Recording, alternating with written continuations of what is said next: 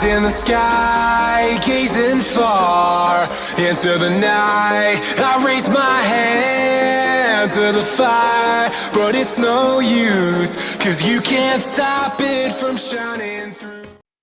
Ya, halo, selamat siang, selamat bergabung kembali di ruang vokasi Apkomindo Excellence Center bersama saya Rudi Darmawan Mulyadi. Hari ini hari yang istimewa, kembali kita sama-sama ketemu dan dalam acara kita siang hari ini kuliah terbuka bersama. Ya, halo, selamat siang, selamat bergabung kembali. Maaf nih gambar backgroundnya saya belum ganti nih acara kemarin bersama saya Rudi Darmawan Mulyadi. Ya, maklum. Hari yang istimewa. Tapi tetap kita coba lanjutkan. Nah, telah hadir di tengah-tengah kami di studio kami bersama di samping saya ada Pak Ivan Chen. Maaf nih gambar halo juga, selamat siang. Kemarin senang boleh ketemu dan bisa hadir tengah-tengah kami. Maklum sudah lama, tapi tetap kita coba lanjutkan. Nah, oke, maklum moderator jadi satu. Jadi banyak yang harus diperhatikan tadi, makanya suaranya kok ada double. Karena kita ada live di Facebook grup apkomindo.info. Nah, jadi kebetulan tadi suaranya ada double, walaupun sudah sering kita lakukan acara ini, tapi ya kadang masalah teknis bikin bingung saja sih. Oke, sekali lagi selamat siang, selamat datang. Assalamualaikum warahmatullahi wabarakatuh. Dan di tengah-tengah kita juga sudah hadir di sini teman-teman dari Pak Andi SMK Negeri 71, Mbak Ria, dan juga Mas Pier belum ada ya? Mas Pier mana? Oh, belum datang, masih on the way. Ya, karena kebetulan di sini di studio kami juga ada beberapa teman-teman dari SMK 71, SMK 7 juga ya. Kalau nggak salah ada beberapa yang memang saat ini sedang melakukan program magang di tengah-tengah kami. Nah, untuk itu saya coba sapa Ibu Tri Fajar, Kepala Program Studi Animasi. Sebentar, saya coba lihat apakah Bu Tri Fajar sudah ada di tengah-tengah kita. Ya. Selamat siang Bu Tri Fajar, coba boleh dibuka mikrofonnya apabila sudah hadir. Nah, saya belum lihat rupanya. Ya, tidak apa-apa.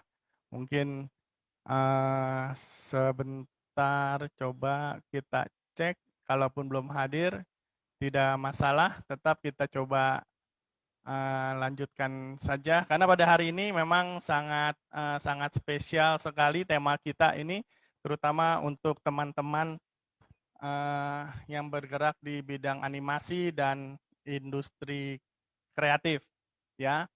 Nah, seperti tadi yang sudah saya sampaikan bahwa ada Mas Ivan, saya panggil Mas Ivan aja ya. Habis kalau Pak kayaknya gimana gitu, kayak udah tua banget. Mas Ivan ini masih muda gitu kan, biar kesannya lebih akrab. Terus terang saya juga lebih suka dipanggil Mas Rudi, kelihatannya lebih seksi gitu loh. Oke. Nah, Anantarupa Studio sudah sejak 2011 ya. Udah 10 tahun bahkan ya. Sudah 10 tahun hadir di tengah-tengah dunia persilatan animasi di Indonesia, dan tidak tanggung-tanggung jurusnya itu membuat e-sport Indonesia yang pertama, dan sampai sekarang yang pertama masih ya. Ya, baru satu-satunya. Jadi e-sport Lokapala. Saya yakin bagi teman-teman yang berada di industri animasi pasti sudah mengenal, terutama ini adik-adik SMK. Saya juga yakin sudah main. Baru saya kemarin ini download, ternyata perlu tempat yang cukup besar, 250 mega. Nah, jadi tanpa membuang waktu lagi, mungkin saya langsung serahkan aja ke Mas Ivan ya, untuk bisa memperkenalkan dulu apa itu Anantarupa, sampai nanti kita bicarakan mengenai IP, ya, IP industri yang ada di di Indonesia itu seperti apa. Ya, silakan Mas Ivan. Terima kasih Pak Rudi atas waktu yang diberikan pada saya. Senang sekali hari ini saya bisa bergabung. Tes. Sudah ya? Oke, apabila suaranya belum kedengaran, tolong diberitahukan ya teman-teman yang hadir ada di Zoom meeting ini. Ya, silakan Mas Ivan. Tes. Ya. Ya, jadi terima kasih atas waktu yang diberikan pada saya untuk sharing di sesi ini oleh Apkomindo. Nama saya Ivan, saya ada CEO dari Anantarupa Studios yang develop game e-sport pertama ya dari Indonesia, Lokapala. Hari ini atas permintaan Pak Rudi, saya diminta untuk berbicara soal industri IP atau industri konten. Jadi nggak lagi kita bahas industri kreatif ya, karena udah basi gitu kayak. Nanti saya jelaskan kenapa. Oke, saya langsung mulai ya. Jadi kami berkumpul, saya di sini atas nama Cakra. Cakra ini adalah asosiasi yang bergerak di bidang IP, ecosystem builder gitu. Tapi sebenarnya isinya teman-teman sendiri gitu, yang kita concern. Dan kita concernnya kenapa? Karena di Indonesia industri kreatif itu seakan-akan hanya ada jasa aja. Jadi bikinnya animasi dan sebagainya, tapi IP industrinya kurang dilihat secara signifikan. Ini yang teman-teman yang tergabung dalam Cakra, jadi ada dari komik, ada dari animasi, ada dari mainan, terus ada dari edukasi, ada dari musik. Jadi ini adalah 6 sektor utama dari sebenarnya sektor industri konten atau industri kreatif. Next. Nah, saya sendiri juga secara aktif ya, jadi mentor di berbagai kegiatan, ada dari swasta juga, dan banyak waktu dulu sempat aktif banget 2016-2018 itu aktif mentoring buat startups, tapi kemudian saya kembali fokus ke industri konten. Next. Ini personal experience saya juga pernah ikut di sebagai narasumber buat ratifikasi perjanjian dagang internasional. Jadi ratifikasi perjanjian dagang internasional ini membahas soal apa sih yang dijual oleh negara-negara ini gitu. Jadi kayak kalau di Indonesia biasanya mengenal barang dan jasa. Makanya kalau kita bikin animasi, bikin game. Sebentar Mas Ivan, mungkin suaranya kayaknya agak kecil ya. Kita tukar mikrofon aja. Terima kasih, tes. Oke, ya, udah. Mungkin agak lebih dekat aja sih suaranya. Iya. Oke, silakan dilanjutkan. Nah, jadi industri biasanya kalau di luar negeri itu ada 3 ternyata. Jadi, jadi kalau di perdagangan internasional itu ternyata ada IP juga. Sementara di Indonesia hanya dikenal sekarang barang dan jasa. Nah, IP ini apa sih gitu? Kenapa ada item perdagangan IP di WTO, di perdagangan internasional? Nanti kita bahas satu persatu ya. Next. Nah, ini kita teman-teman di Cakra ini kita membuat suatu inisiatif ya, kayak National Creative Industry Initiative, tapi ini yang benar ya, nggak ada 16 tuh. Bohong kalau ada 16. Next.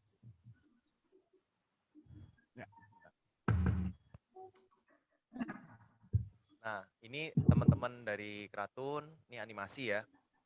Ini salah satu karyanya, salah satu IP-nya pernah dipakai buat promosi salah satu kota pariwisata di Jepang, Hebring.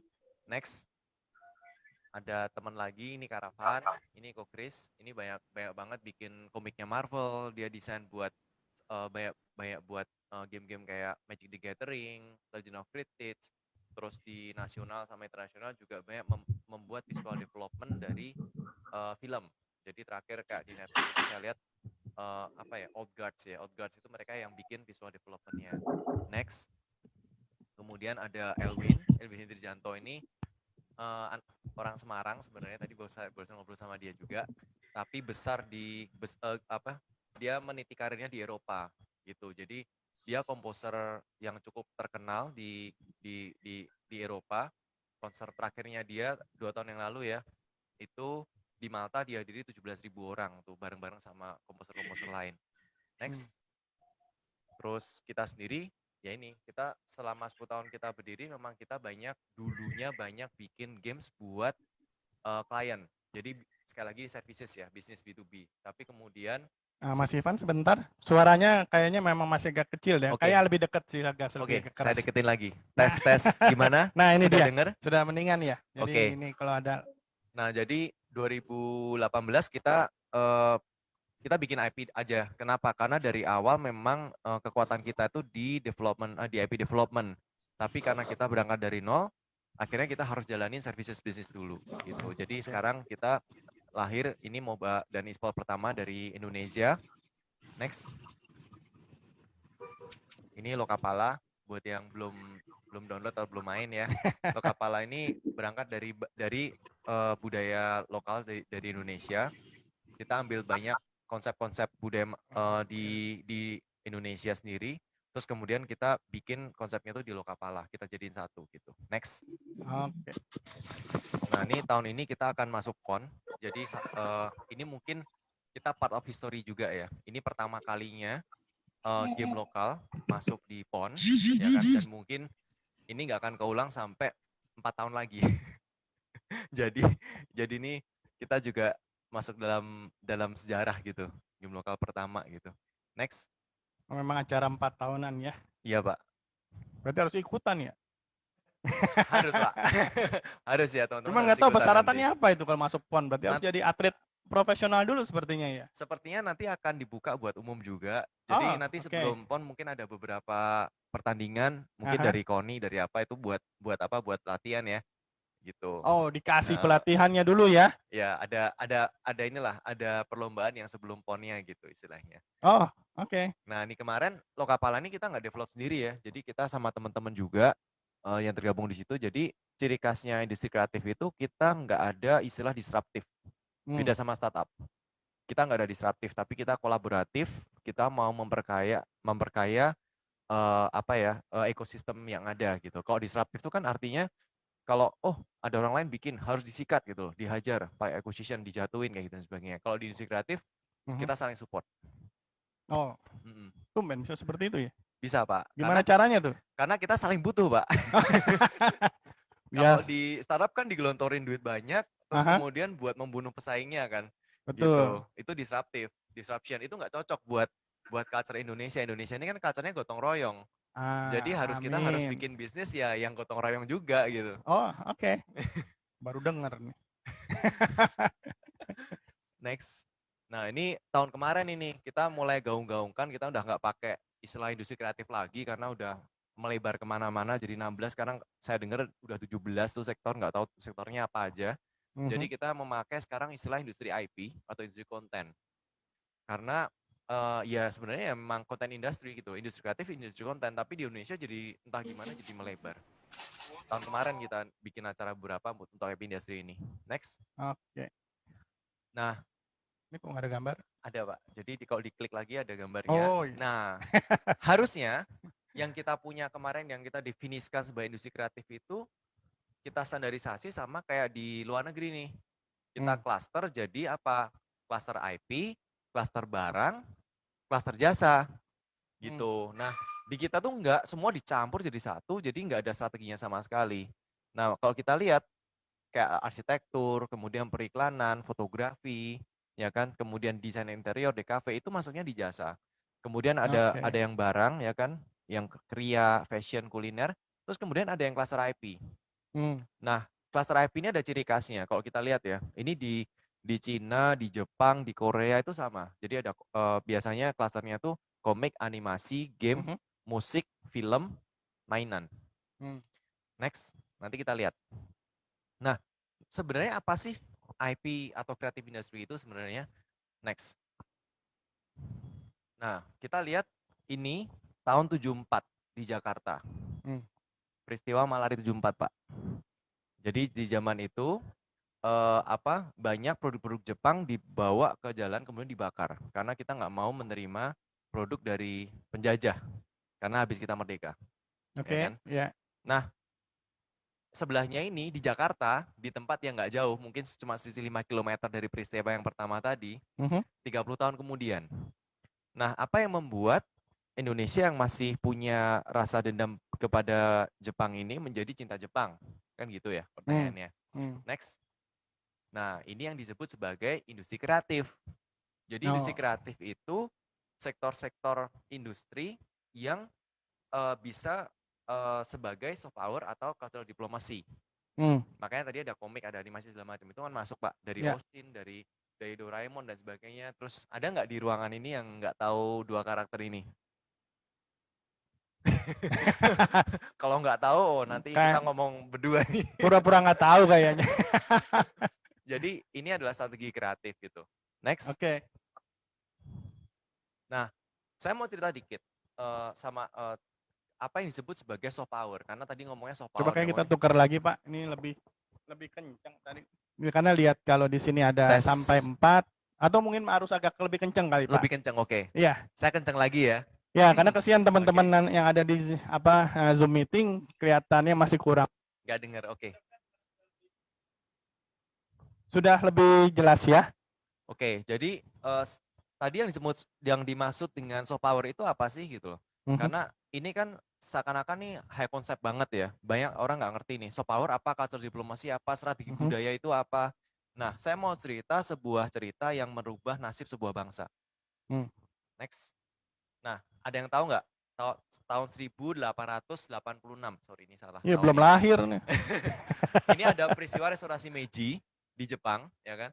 Restorasi Meiji ini sebenarnya awal mulanya untuk revolusi mental. Mereka mau merubah, jadi mereka ada 4 kelas, ya kan? Mereka mau hilangkan kelas samurai. Kalau di kita ada catur warna ya, ada Brahmana warna, Ksatria warna, Waisya warna, Sudra warna. Nah, Ksatria warna ini kelas samurai. Jadi mereka mau hilangin, tapi biasanya kalau ada agenda-agenda politik seperti ini biasanya ada kepentingan asing masuk. Benar, karena Portugis waktu itu ingin mengekspor senjatanya ke Jepang. Dia bilang, ini samurai kalau nggak perang bikin rusuh. Mending ambil pasukan dari petani aja, petani masih bisa dikendalikan.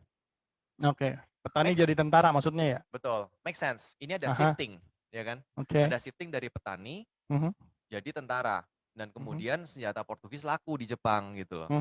Nah, next. Tapi ini mengakibatkan di tahun 1904 meskipun Jepang itu menang di Lusun melawan tentara Rusia, tapi banyak dari pasukannya itu yang meninggalkan posnya. Mereka udah menang tapi ninggalin posnya Pak, karena pengen pulang. Karena value mereka tuh bukan value kesatria, value mereka tuh kan petani, mereka punya keluarga, mereka pengen balik ke keluarganya.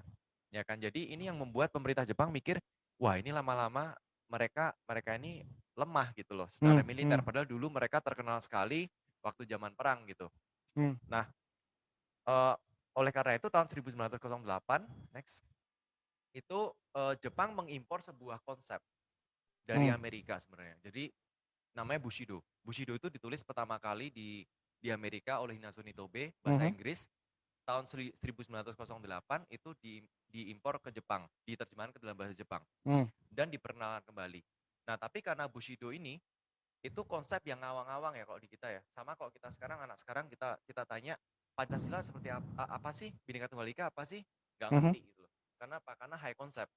Nah, tapi Jepang ini pinter Pak. Jepang ini pinter, mereka, Bushido mereka nggak ngerti karena mereka pendidikannya kurang, literasinya kecil, sedikit. Sama kayak Indonesia sekarang mungkin. Jadi maksudnya apa ya? literasi kita terendah di dunia ya. Jadi terendah di dunia. Jadi itu it's a fact. Nah, jadinya mereka membuat sebuah tokoh di tahun 1911 di mana tokoh ini mencerminkan nilai-nilai Bushido. Next, Pak. Nah, tokoh ini namanya Musashi. Ini adalah biopiknya, biografi ya dari Musashi. Nah, tapi waktu ditulis biografinya ini sama aja. Kenapa? Karena banyak yang nggak sekolah, banyak yang nggak suka baca buku, ya kan? Bacanya novel kayak gitu di Jepang ya. Kalau kita sekarang bacanya komik gitu, atau sekarang kita main game, makanya nggak terlalu ngefek. Baru pada tahun 1930 ini ada novel Musashi, di mana novel ini kan dibaca sama semua orang Jepang di zaman itu, Pak. Jadi waktu Musashi dibikin novelnya, banyak orang Jepang tuh terinspirasi, kemudian mereka bangkit. Gara-gara novel cerita ini ya? Yes, and the rest is history. Maksudnya sisanya ya part of the history. Mereka bangga dengan Bushido mereka bangga bisa mati demi negaranya. ya kan? Dan ini yang disebut benar-benar revolusi mental, ya kan? Jadi Oke. kita lihat dari sini, industri kreatif itu atau industri konten ini selalu ada 3 hal yang penting. Satu, konten. Kontennya apa? Di sini kita lihat kontennya itu Bushido yang mau diperkenalkan. Nilai budayanya apa? Yang kedua, konteks. Kepentingannya apa? Konteksnya apa gitu. Waktu itu Jepang ingin bangkit. Secara mental sebagai bangsa ingin bangkit. Yang ketiga, medium. Jadi konten, konteks, dan medium. Mediumnya apa? Di tahun itu 1930 mediumnya novel. Oke. Ya kan? Kalau tahun 1900 tahun 80-an sampai tahun 90-an mediumnya komik atau animasi. Nah, kalau sekarang mediumnya game gitu misalnya. Jadi ini kita selalu berbicara 3 hal ini. Kalau nggak ada 3 hal ini, itu bukan industri kreatif. Jadi kalau ada bakso dicampur sama es teler itu walaupun kreatif, itu bukan industri kreatif. Ngaco. Itu ngaco banget. Nyamakan. Kita pernah loh pameran, Mbak. Pernah tuh pameran di luar negeri. Oke. Unity Indie Persoto itu, waduh itu malu-maluin banget sih. Oh, nanti kita bahas mengenai sotonya berarti. Iya. Nah, ini sosok Musashi, ini salah satu cirinya ya, sosok Musashi yang asli. Dia memfoto dirinya sendiri nih. Orang biasa kalau menggambarkan dirinya sendiri kan ganteng ya. Nah ini udah ganteng menurut dia. Tua, botak, bongkok gitu. Ya kan, tapi ini Musashi di zaman Yoshikawa Iji. Tahun 30. Jadi dibikin scruff gitu kayak orang yang memang haus perang ya kan, terus kemudian gagah gitu kan, jarang mandi. Memang kalau di situ jarang mandi ya. Karena dia takut dia apa-apain waktu dia lagi mandi kan. Dia pernah kebakar soalnya waktu mandi. Habis itu dia nggak pernah mandi seumur hidupnya. Jadi jangan bangga ya, di sini nggak pernah mandi ya. Berarti Anda mungkin keturunan Musashi. Next. Nah, ini Musashi buat millennials. Buat Z generation. Kita lihat next lagi Pak, boleh? Sama penampakan yang asal jauh banget ya? Betul. Jadi ini yang disebut oleh disebut alih wahana atau transliterasi. Jadi dari bentuk itu bisa berubah banget, dari yang jelek jadi keren. Tapi value-nya sama Pak, ceritanya sama tentang Musashi. Nah disitulah kenapa industri kreatif itu, industri konten ini selalu berhubungan sama karakter dan story. Jadi karakter as design dan story-nya itu nggak bisa dilepasin. Jadi kalau nggak ada dua hal ini, itu juga nggak bisa disebut sebagai industri konten. Jadi kalau saya bikin gambar komik secakap ini juga kayaknya ya? Harus Pak, karena harus memikirkan tentang karakternya tuh harus likable. Gitu. Membuat orang mudah jatuh cinta ya. Betul. Kalau orang lihat saya mah enak mudahnya. Kalau Pak. Silakan. Next. Lanjut. Next, Pak. Nah, ini mungkin di sini ada yang koleksi ya. Ayo, ada yang koleksi nggak? Apa nih? Gundam Pak. Saya nggak mau muka saya kayak gini.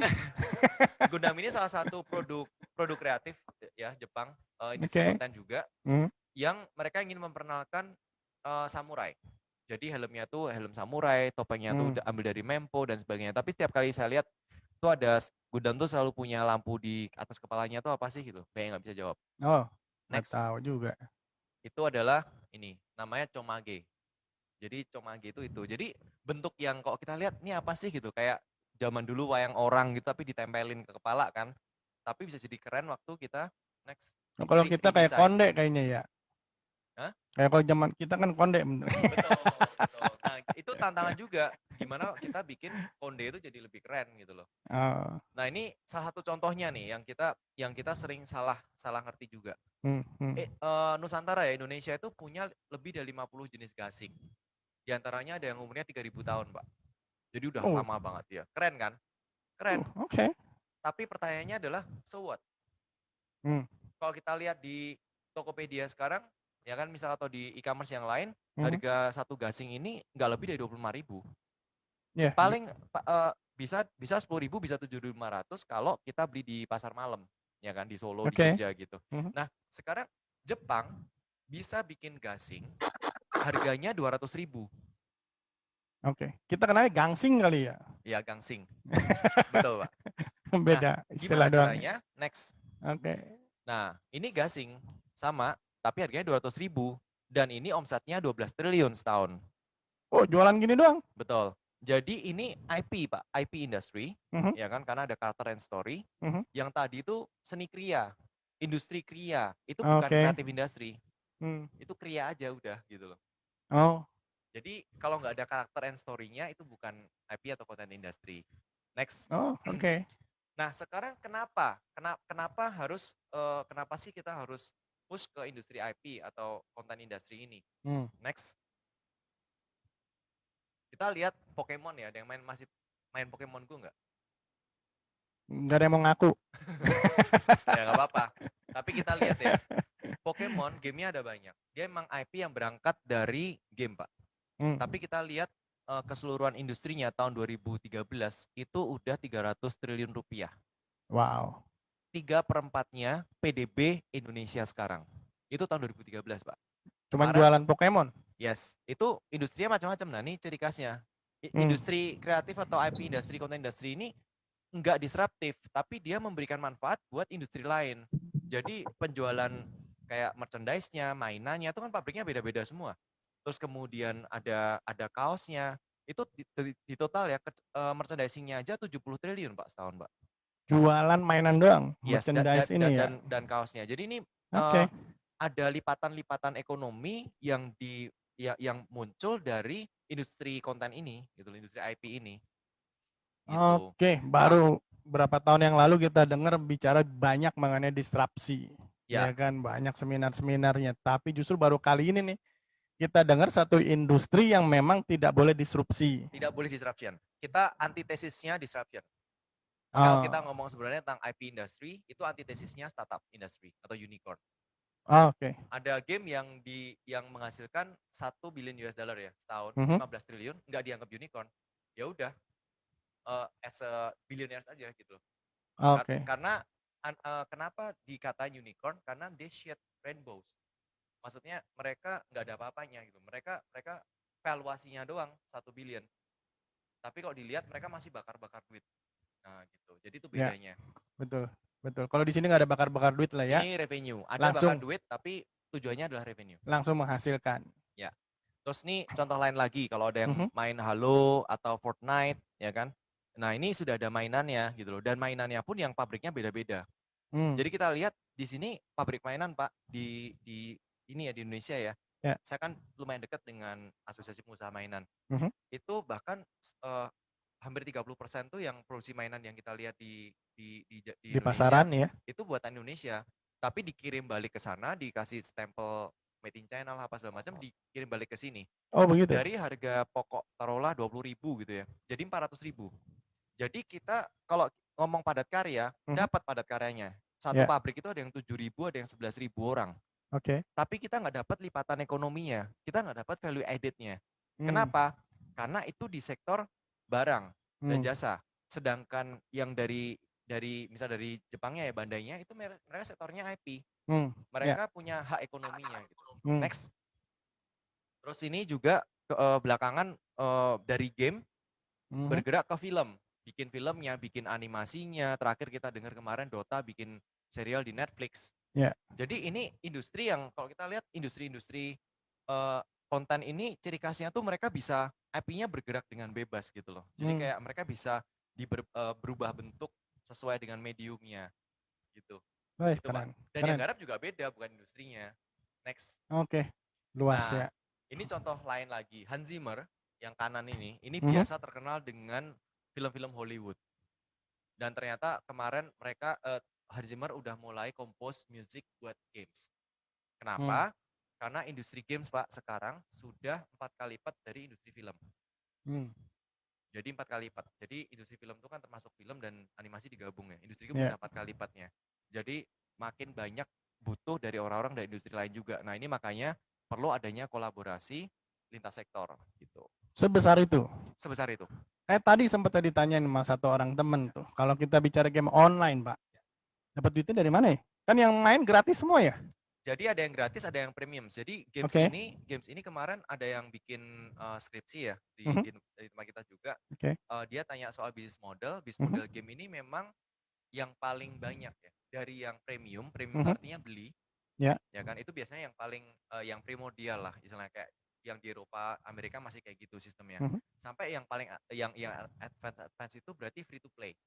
Nah, Mhm. free to play ini biasanya disebut premium. Kenapa? Karena kita mainnya gratis, Mhm. tapi kalau kita mau upgrade karakternya kita baru bayar. Oh, dari sana ya. Betul. Tapi ternyata ini generate revenue lebih banyak daripada yang kita jual premium. Oh, oke. Karena mereka dapat match-nya dulu. Terus kemudian ada bentuk yang advertising, ada bentuk yang macam-macam. Pokoknya nih ide bisnisnya tuh banyak banget, bisnis modelnya banyak banget. Hmm.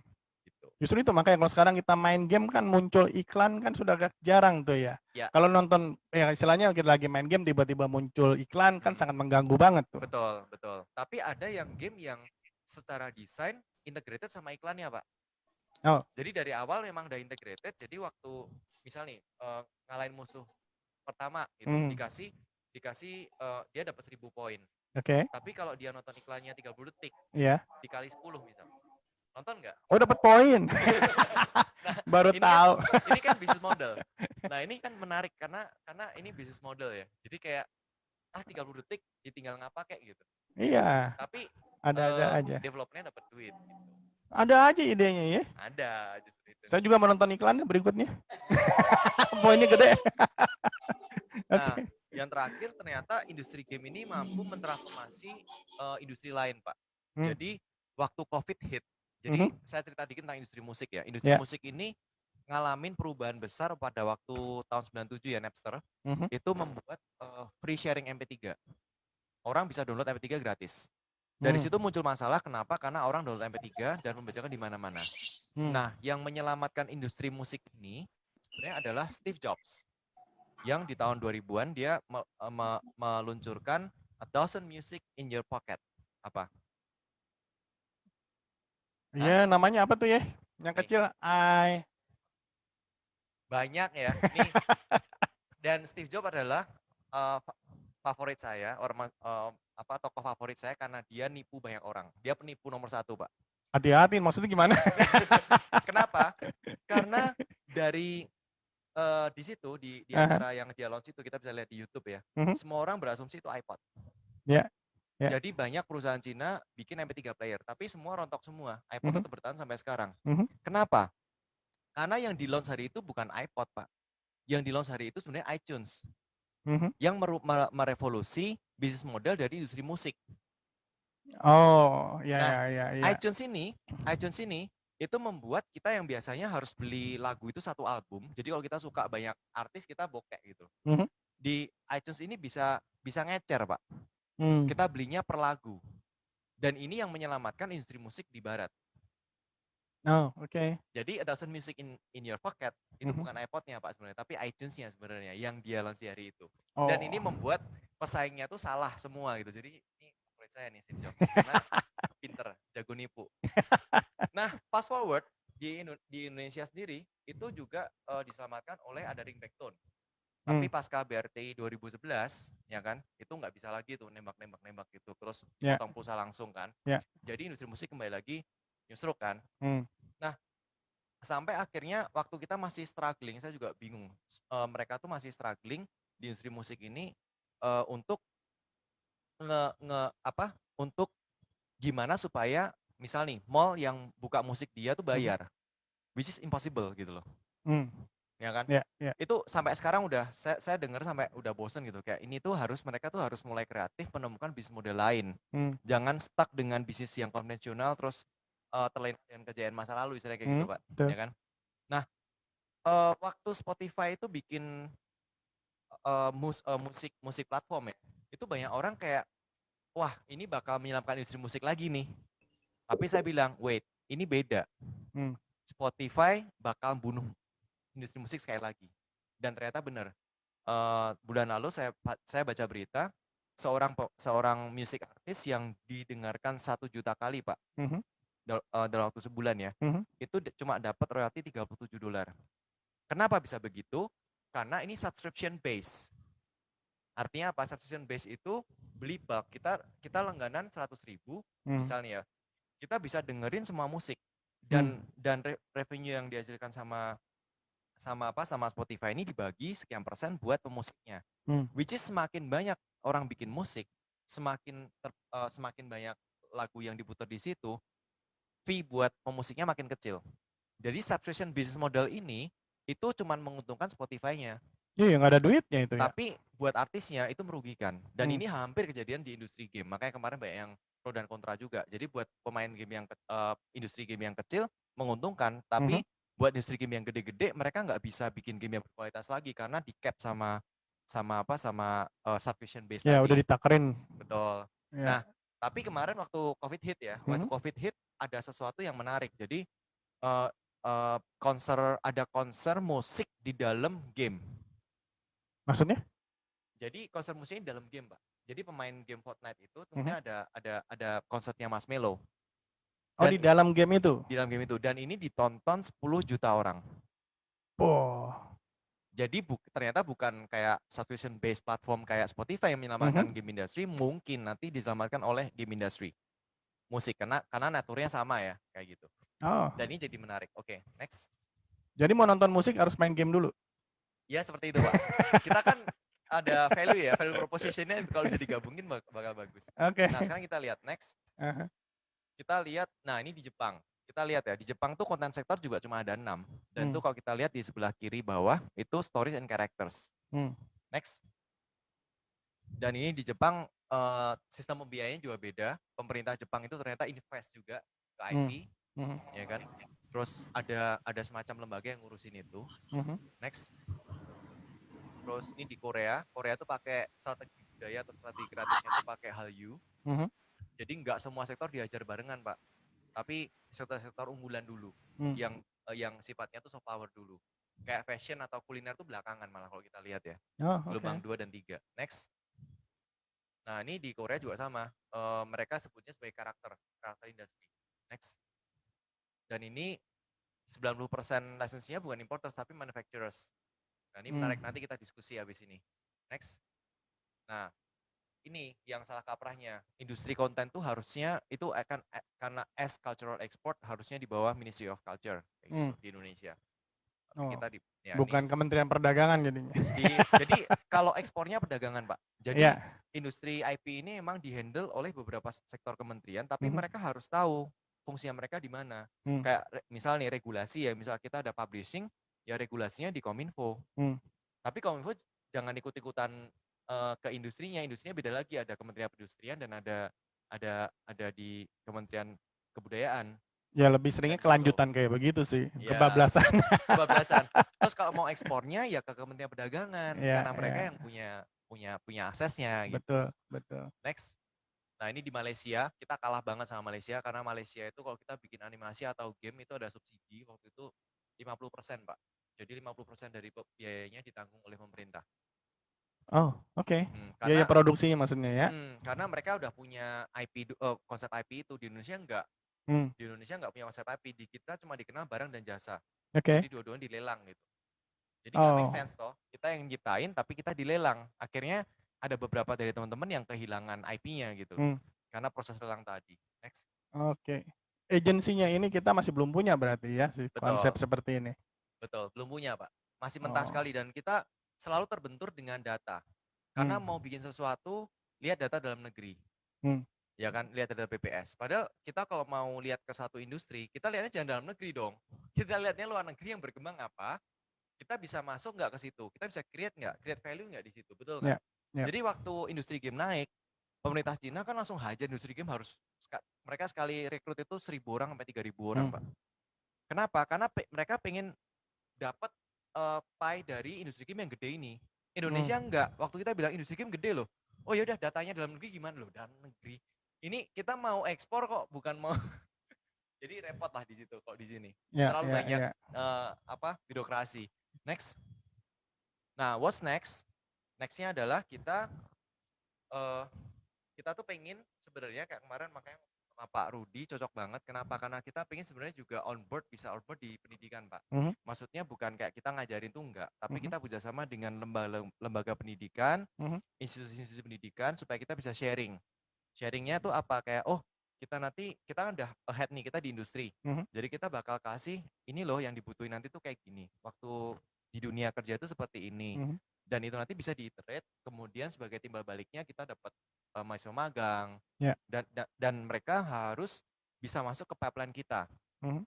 Karena nggak ada ya di industri konten ini nggak ada yang modalnya cuma 1 orang 2 orang itu cuma dikit lah, mungkin cuma 1%. Yang saya lihat itu kalau di kemarin dari survei itu ada ya, dari Cina, dari Jepang segala macam itu puluhan orang sampai 100 orang. Kalau di Cina tuh udah minimum 100-200 orang buat satu IP. Buat untuk Yes. satu IP. Ya. Jadi kalau di Indonesia tuh ya susahnya kenapa IP-nya banyak yang nggak berhasil karena mereka berpikir mereka bisa bikin komik, mereka bikin sendiri, terus mereka waktu ada pameran mereka nyetak poster sendiri, nyetak kaos sendiri, nggak Ya, jelas. Itu betul. nggak jelas. Betul, semua Itu bukan kerjain sendiri ya, betul, betul. itu indie sekali gitu loh. Nah, itu tantangannya bagaimana caranya, istilahnya dari animasi studio nih ya, yang memang berkreasi, membuat satu produk lah dalam arti tadi IP misalnya, jadi tidak melakukan segala sesuatunya sendiri. Ya. Jadi sebenarnya gini sih, satu harus tahu natur industrinya dulu. Hmm. Maksudnya kalau ada satu animation studio ya, itu beda sekali antara pemimpin studionya yang memang pernah di industrinya atau dia baru bangun industrinya itu. Apa bedanya? Bedanya adalah, oh saya bisa bikin animasi, saya punya modal, saya bikin studio animasi. Oke. Ya kan? Ini saya banyak sekali nemuin. Terus saya tanya waktu itu, terus nanti bikin animasi serial atau film? Film dong. Terus mau di mana? Mau di 21 gitu. Nah, dia nggak ngerti sistem di 21 seperti apa. Dia nggak ngerti slotnya, distribusinya, ya. Terus kayak dia nggak ngerti kalau sistemnya kalau misalnya kayak 3 hari nggak naik berarti nanti dia dikurangin layarnya. Hitung bisnis di situnya nggak ngerti Pak, nggak paham. Sedangkan di Jepang, ya, bikin satu animasi itu satu serial yang 20 menit itu bisa 1 sampai 3 miliar kan per episode. Dan mereka langsung kontrak langsung sampai selesai kan. Tapi pada waktu mereka produksi animasinya itu sudah lunas Pak. Oh, di depan? Sudah lunas. Siapa yang bayar? Nah justru itu menarik. Itu yang menarik. Jadi di Jepang itu yang membiayai misalnya ada project gitu. Itu mereka punya konsorsium tadi. Jadi yang bayarin itu bukan kita kayak India dan sebagainya gitu. Oke, kalau komik mungkin India karena dia harus berangkat ada stratanya gitu. Tapi begitu masuk ke animasi atau game segala macam, itu mereka ada konsorsium yang membuat pembiayaan IP itu, yang bayarin itu konglomeratnya Pak, sama pemerintah. Kok bisa akur? Ya harus, karena ada regulasinya. Oh begitu? Bukan karena akur, tapi gini, di Indonesia tuh anehnya gini loh. Bantuan insentif buat industri kreatif, yang dikasih insentif siapa? Kita. Ya, kita nggak butuh insentif, itu buang-buang duit menurut saya ya. Berapa triliun bakal kebuang. Yang dikasih insentif, ya kan, insentif pajak misal, harusnya konglomerat dong. Oh gitu? Betul. Kenapa? Kalau konglomerat itu membantu produksi animasi, berapa yang diproduksi animasinya ini sama studio animasinya ini dipotongkan pajaknya dia. Pajaknya dia aja 5% bisa bikin 2 animasi, 3 animasi kok. Lah kalau dikasih ke kita berapa potongannya? Paling kita dapat insentif berapa sih kemarin? Pembiayaan gitu Pak, dikasih cuma 100 juta, 200 juta buat apa? Buat bikin satu serial tuh nggak bisa loh. Satu episode aja nggak bisa kok di Jakarta ya, Mau bikin yang proper 100 juta, 200 juta, bantu apa gitu? Akhirnya cuma buang-buang duit. Padahal yang kita butuhin adalah gimana supaya konglomerat-konglomerat ini ada regulasinya, ada payung hukumnya, mereka bakal dapat insentif pajak kalau mereka invest di sini, jadi nggak rugi. Toh mereka harus bayar pajak kok. Sekarang gini, mereka bayar pajak taruhlah 100 miliar gitu. Tapi dapat pajangan dapat potongan 20 miliar. Mau dong, misal. Tapi 20 miliarnya harus diinvestasiin. Jadi kayak membantu industri-industri lokalnya gitu. Nah, itu baru industri IP kita bakal bangkit. Itu sama di Jepang, sama di Korea, sama kok di Cina juga sama. Oke. Gitu, Pak. Nah, sebelum lanjut, mungkin kita coba lempar dulu pertanyaan kali ya. Jadi buat teman-teman, kalau nggak saya doang yang nanyain. Kalau saya doang yang nanyain, mungkin bosen kali. Nah, buat teman-teman, Bapak Ibu, apabila ingin bertanya, boleh silakan langsung menanyakan atau mungkin angkat tangan dulu kali ya. Nah, sebelumnya ini Bu Tri Fajar sudah hadir, minta maaf tadi mungkin Bu Tri Fajar kan agak terlambat masuk, jadi kita mulai lebih dahulu. Tapi mungkin nanti setelah sesi Mas Ivan, ya nanti Bu Tri Fajar bisa kasih sambutan atau beberapa pemaparannya. Selamat siang Bu Tri Fajar. Bentar, saya mau dengar suaranya dulu nih. Siang. Siang Bu. Kamera Iya. dibuka. Monggo, monggo, lihat silakan. Fajar. Kenapa? Iya, silakan, Mas. Oh, kita lanjut dulu ya Putri Fajar ya. Ya, silakan. Tadi ikut juga kok dengerin. Silakan, Oke. monggo.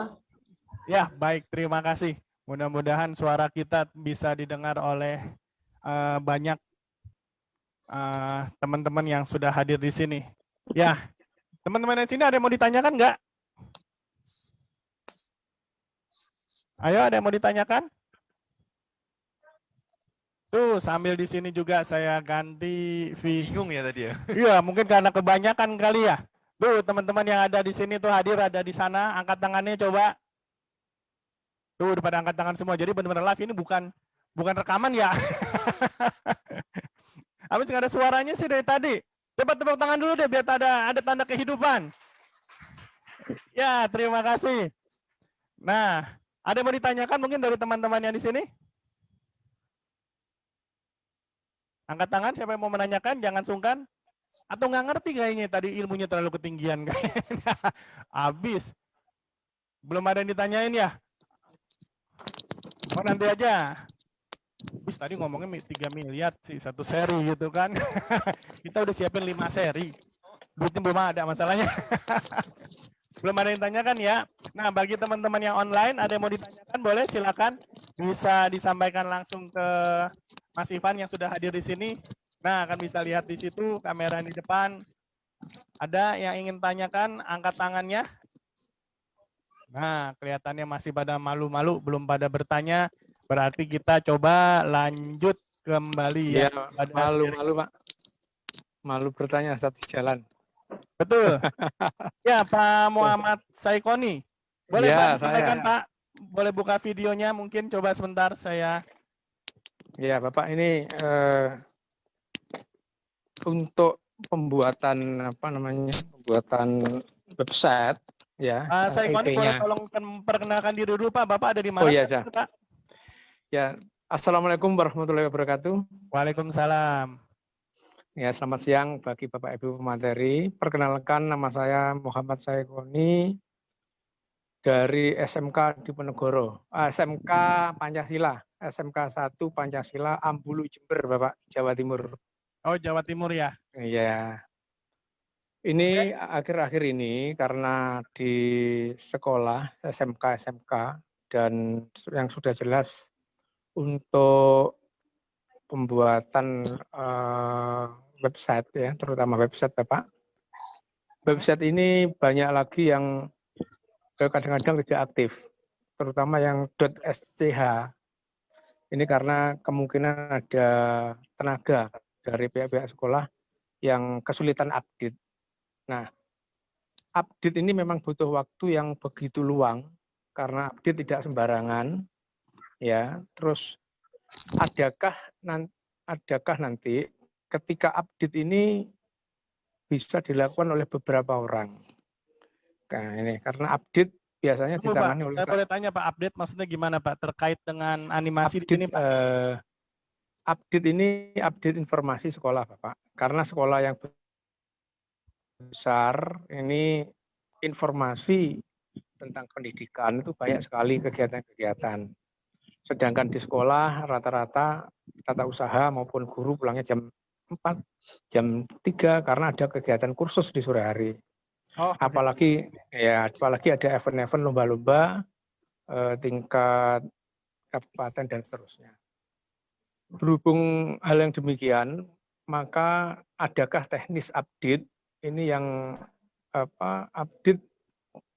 update bisa dilakukan lebih dari satu orang Bapak? Karena kunci di update ini terletak pada tata usaha. Jadi kalau update ini nanti update-nya lebih dari 3 orang, apakah ini bisa berpengaruh terhadap web? Oke. Ya, saya rasa ini memang terkait untuk update informasi sekolah sih sepertinya ya. Iya Pak. Yang ditanyakan atau yang disampaikan oleh tadi siapa Bapak? Pak Saikoni ya? Pak. Iya. Ini saja masih di sekolah nih. Masih ada di sekolahan ternyata saat ini. Iya, rapat PPDB. Oke.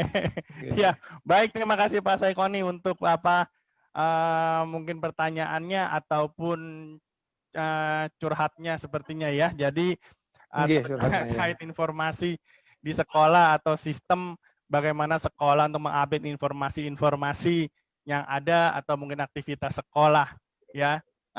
Mungkin nanti kita boleh coba bahas Pak di sesi berikutnya kalau kita bicara mengenai website sekolah ya. Tapi kita lanjutkan karena terkait Pak Ivan ini expert di animasi dan IP-nya. Jadi kita coba lanjutkan.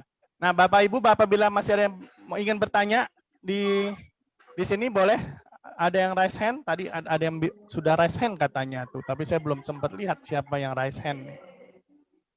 Ibu Devita Ayu. Boleh dibuka kameranya atau mikrofonnya Ibu Devita? Belum ada suaranya? Nah, kalau belum ada, saya pikir kita lanjut aja dulu kali ya di materi yang disampaikan oleh Pak Ivan. Sebentar, saya balik lagi ke share screen.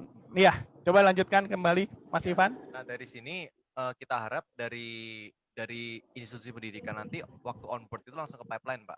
Karena kita sekarang masalah besar ya. Maksudnya pipeline apa nih, Mas? Pipeline, karena gini, di industri IP ini kan industri yang sebenarnya memerlukan pipeline yang matang.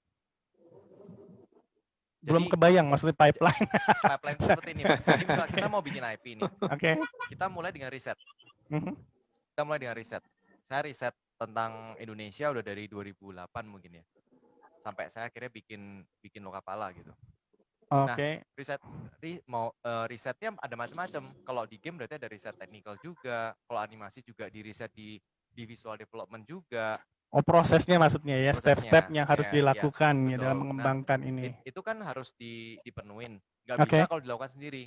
Makanya kalau ada misalnya dari fresh graduate gitu, ya, meskipun dia jago secara teknikal, dia harus tahu pipeline industrinya dulu. Ini yang sering kali putus. Jadi kayak waktu masuk ke industrinya kaget, waktu dia bikin sendiri juga dia pikir dia bisa, hanya karena dia bikin game, dia bikin indie games, dan tiap tahun tuh saya lihat 99% rontok. Tahun kemarin itu ada 400 game developer.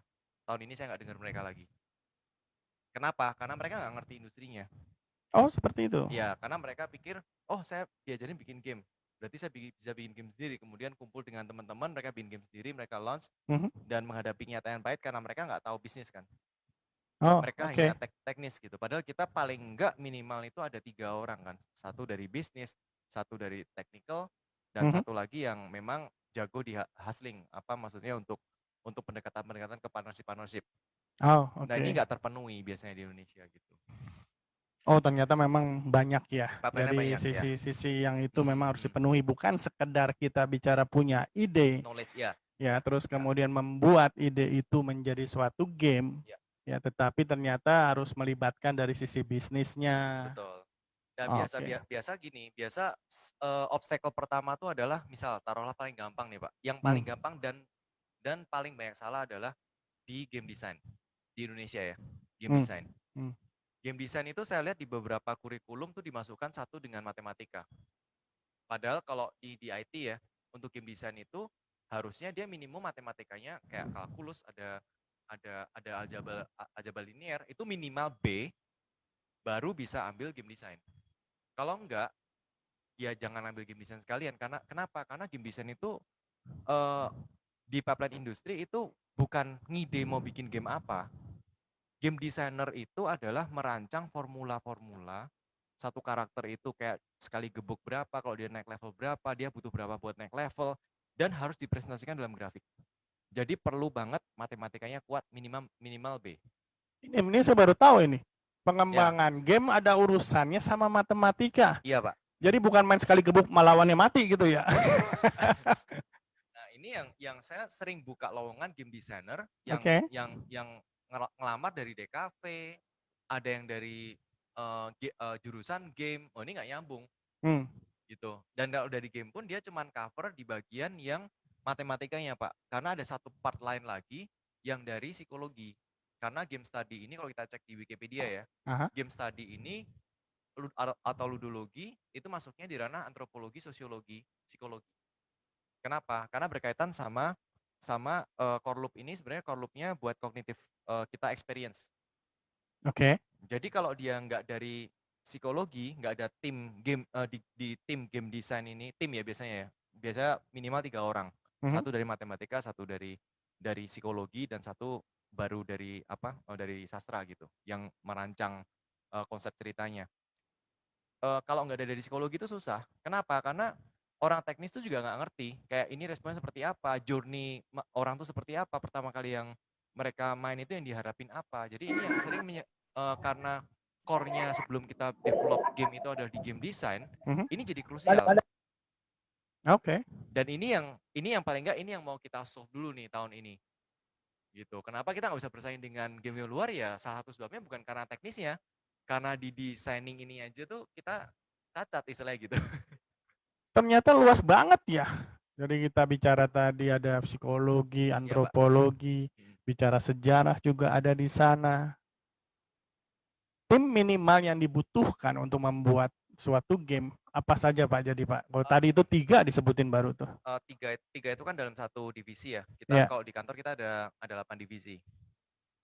Oh, oke. Jadi dari game design, kalau di saya ya, ini pipeline-nya nih Pak, yang kita bicara pipeline ya.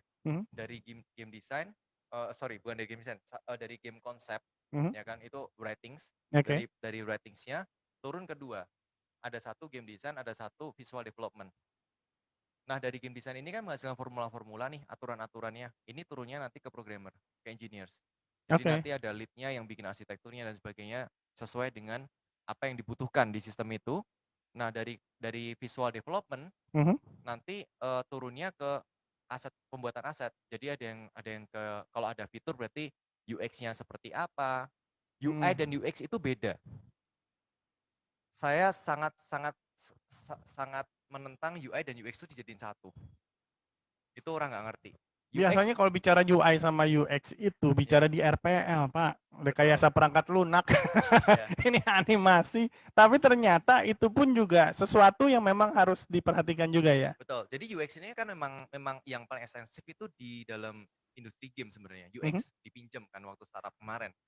Kenapa? Karena UX ini kan pertama kali kita mau main game itu instingnya orang tuh ngeklik apa sih? Lompatnya apa segala macam itu UX. Experience usernya. Lah kalau bentuk tombolnya, layoutnya itu UI design. Itu orang desain memang.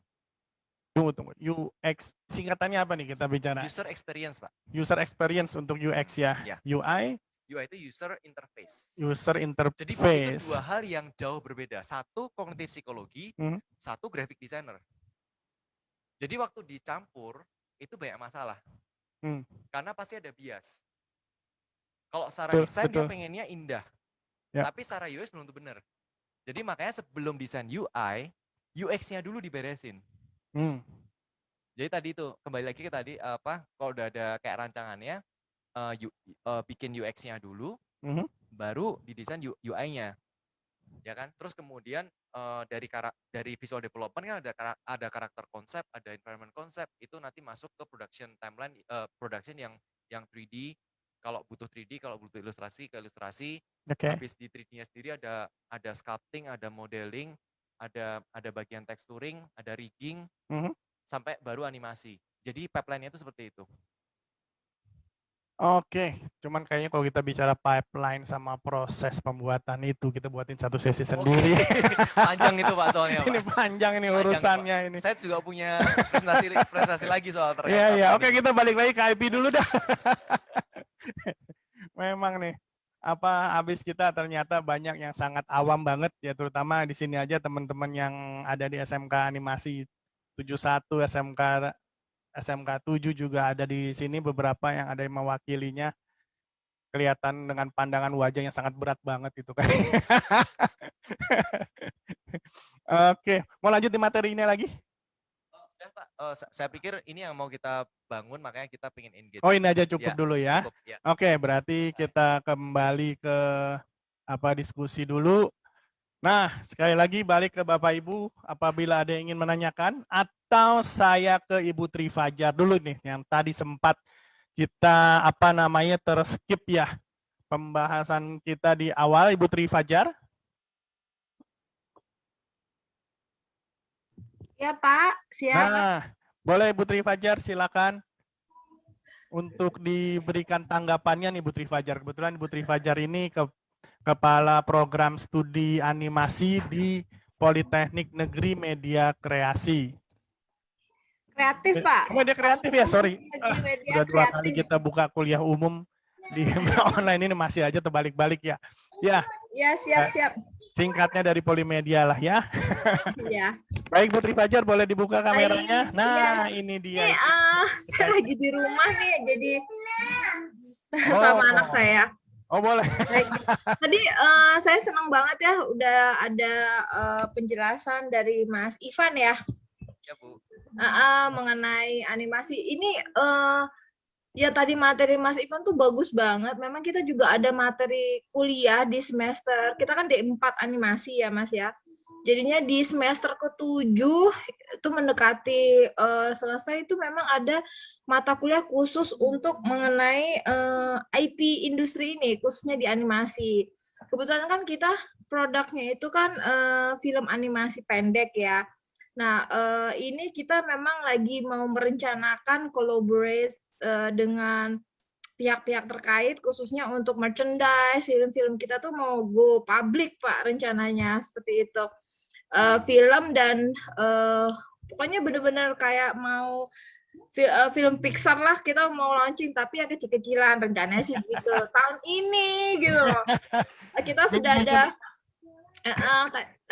tadi juga Mas Ivan juga udah ngejelasin mengenai pipeline produksi animasi. Itu memang penting banget khususnya untuk anak-anak animasi atau yang ingin bergerak di industri animasi. Mereka harus tahu apa sih flow dari produksi pipeline animasi ya Mas ya.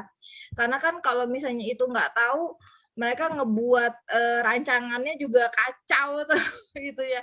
Karena sempat memang dari semester 1 kita sudah langsung introduction mengenai pipeline animasi, karakter animation-nya di semester 1, semester 2 tuh udah langsung kita informasikan. Memang untuk mengenai IP industri karakter animasi ini baru kita, ini mata kuliah baru yang kita masukkan ke semester 7 kalau nggak salah.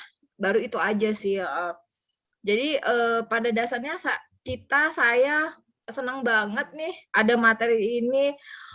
Bahkan saya publish ke beberapa universitas juga yang ada kaitannya mengenai game teknologi. Terus dia ada mempelajari di IT kan juga ada membuat 3D karakter ya di beberapa kampus gitu. Saya sudah share juga.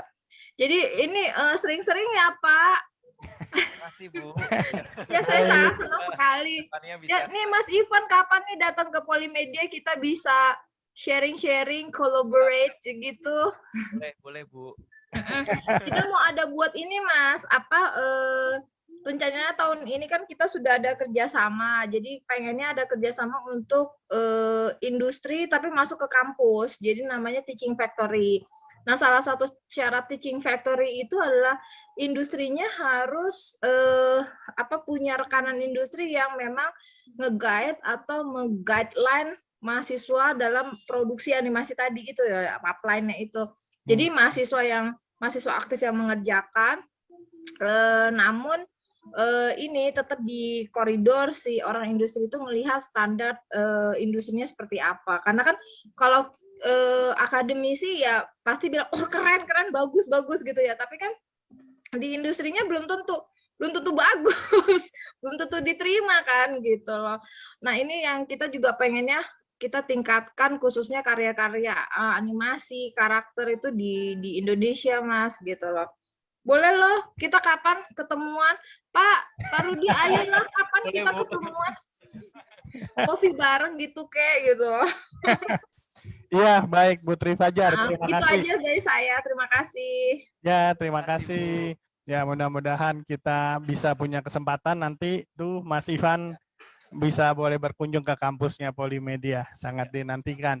Ya, nah sekarang kita lihat ada beberapa pertanyaan ini, terutama dari tadi Bu Devita Ayu mengenai software apa aja yang dapat digunakan membuat game yang sederhana, terutama untuk pemula nih. Karena memang Ibu Devita ini kan dari SMK nih, kayaknya di sini juga banyak teman-teman dari SMK nih ya. Jadi kalau sekarang yang standar industri ya, itu kalau untuk Boleh agak sedikit lebih didekatkan? oh ya, kalau Nah, ini untuk bagus. pembuatan game itu biasanya kalau nggak Unity, Unreal, ya kan. Dua-duanya itu ada versi buat student gratis, Gratis? gratis.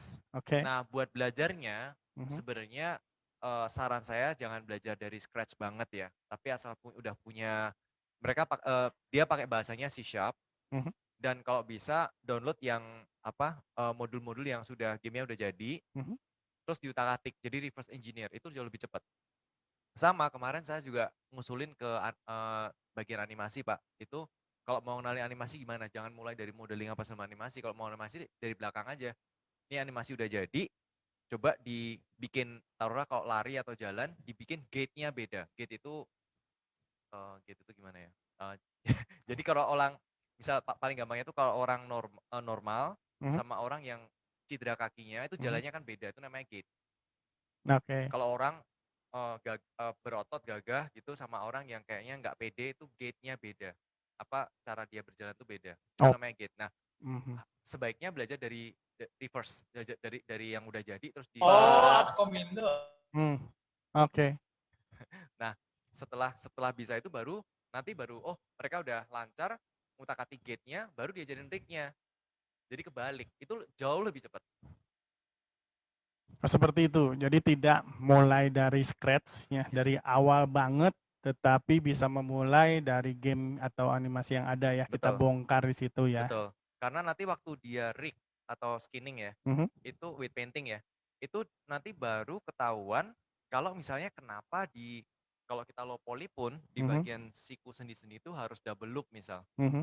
Itu ketahuan kenapa? Karena waktu dia main rigging itu langsung kebayang, oh ini waktu digerakin ini bakal stretch teksturnya, ya Mmm, kan? Jadi akan lebih cepat daripada ngajarin dari depan itu kayak kita belajar kayak itu Pak, kayak kita belajar bahasa mulai dari grammar. ya, Kan sekarang ada metode belajar yang belajar dari belakang. langsung ke conversation gitu ya. Betul, itu jauh lebih cepat dan itu Mhm. ya jauh lebih cepat sih.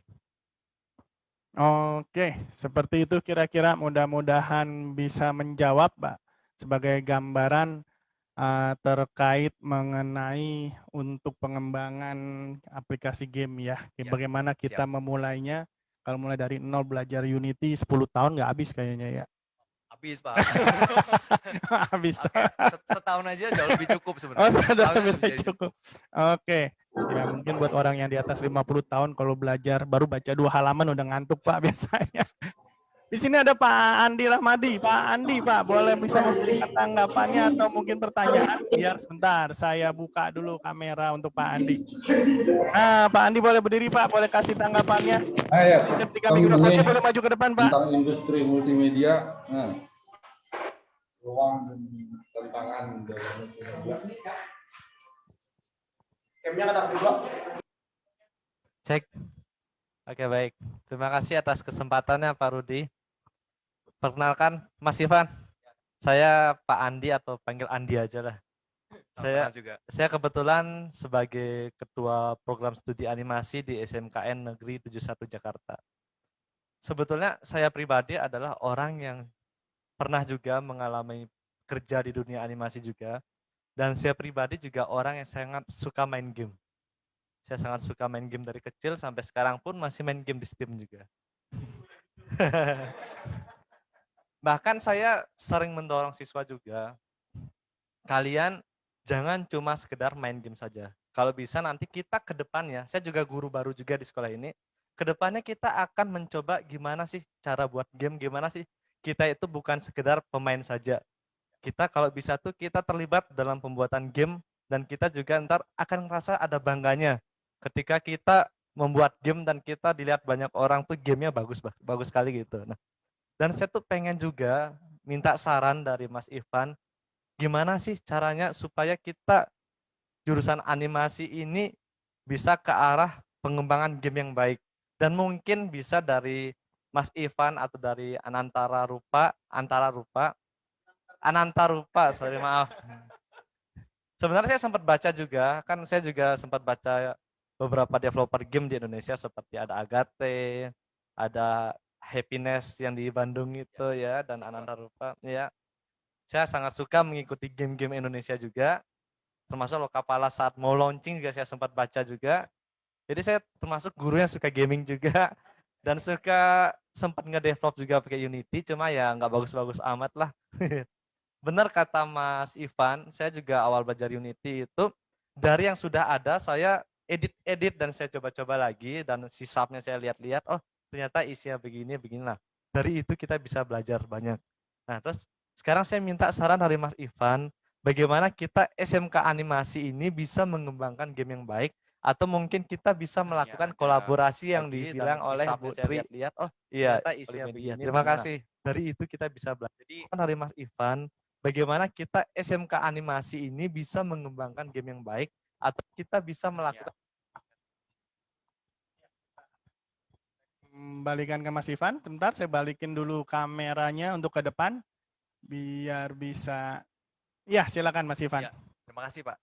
Jadi gini Pak Andi, kalau dari kita ya program kita tentunya kita nggak mau perbanyak kayak game-game yang indie. Kita pengennya tuh mempersiapkan, Mikrofonnya agak lebih kita didekatkan. pengennya tuh mempersiapkan anak-anak kita bisa masuk ke jenjang lebih tinggi. Maksudnya langsung masuk ke pipeline yang, oh tahu loh, ternyata industri itu standarnya seperti ini. Nah di luar negeri seperti itu. Nah di luar negeri itu yang namanya indie game developer itu biasanya kalau kalau kalau kalau Pak Andi lihat kan udah rambutnya putih, udah tua dan sebagainya. Kenapa? Karena mereka udah punya pengalaman 15 sampai 20 tahun di industrinya, ya kan? Terus mereka capek karena industrinya sangat crunch-nya sangat tinggi, terus mereka bikin game sendiri. Tapi mereka sudah mature tuh, mereka sudah mateng tentang pipeline development-nya, tentang bisnis gamenya seperti apa, itu mereka udah ngerti. Makanya mereka pengen bikin indie game developer. Yang membuat tingginya kayak indie game developer Indonesia tuh kayak ya nggak kemana-mana lah. Yang naik juga cuman 1-2 orang, 1-2 studio yang memang sudah punya pengalaman adalah karena pada waktu mereka kuliah atau mereka sekolah, mereka tahu cara bikin game, mereka pikir mereka bisa masuk di industrinya. Ternyata tuh bumi dan langit kayak gitu. Kayak saya bisa videoin orang pakai kamera HP, belum tentu saya bisa bikin film. Beda ya. Kenapa? Karena film ada risetnya dulu, ada proses writingnya dulu, ada draftnya dulu, saudaranya siapa, produsernya siapa dan sebagainya. Dan itu yang mau sebenarnya kita pengen juga terjun ke industri, kita gandeng maksudnya, tapi tentunya kita nggak mau langsung ke murid-muridnya, kita mau juga pengennya ke tenaga pengajarnya. Jadi biar tenaga pengajarnya setiap kali kita nanti ada update apa Pak ini gini. Jadi lebih enak karena bakal terus jalan terus kita libatkan institusi pendidikan ini ke dalam industri. Memang itu Pak. Nah tapi apa yang kalau misal nih saya nggak bilang dari animasi berubah ke game, tapi mungkin bisa di branching Pak. Branching ada taruhlah ada jurusan ke game ini, syaratnya apa? Satu tentunya mereka harus ngerti how to works with the game engine.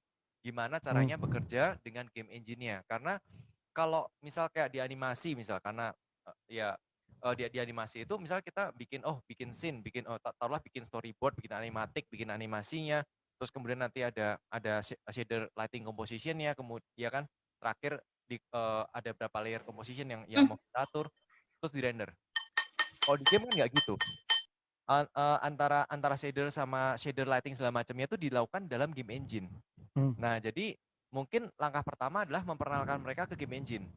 Jadi misal nih ada banyak ya Pak sampel game yang simple yang bisa di-download. Mereka suruh misal dari animasi mereka replace aja. Misal kayak ada karakternya mereka replace masukin, bisa nggak? Jalan nggak? Itu dulu. Jadi enggak perlu sampai satu orang jadi super power bisa semuanya tuh enggak, tapi dia perlu tahu apa yang harus dilakukan dari sudut pandang animasi karena kan ini jurusannya tetap animasi tapi branching ke game, jadi dia harus tahu animasi di game itu seperti apa. Ada animation loop, kita harus nanti jalannya di frame, ya kan, jadi istilahnya kayak frameworks gitu, jadi kayak misal kalau jalan itu loopnya berapa frame sih, kok lari berapa frame, ya kan. Terus kayak stopnya berapa. Kalau misal kayak kita bikin dia mukul, anticipation-nya berapa, action-nya berapa, follow through-nya berapa, ya kan, sampai kembali ke loop awal itu seperti apa gitu. Dan etc. Jadi itu bertahap aja Pak, yang penting dikenalin dulu. Nanti kita bisa jamin juga di situ. Oke. Makasih. Baik, terima kasih Mas Ivan. Mudah-mudahan bisa dimengerti Saya sendiri mah terus terang karena bahasa Jermannya keluar tadi, ada looping, ada apa itu istilahnya. Nah, Bu Ria, ada yang mau disampaikan mungkin ini sebagai apa pembimbing anak-anak yang di tempat kami? Iya, atau Mas Pierre? Masih malu-malu. Mbak Ria juga ada yang mau disampaikan atau ditanyakan nggak apa-apa? Unek-uneknya.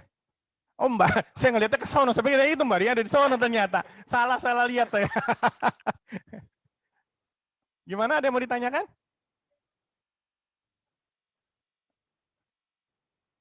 Terkait desain karakter, mungkin saya boleh pinjamin mikrofon agak maju ke depan, nggak apa-apa? Atau cukup di sana aja? Oh, nggak apa-apa, di sana aja. Iya, silakan. Silakan disampaikan.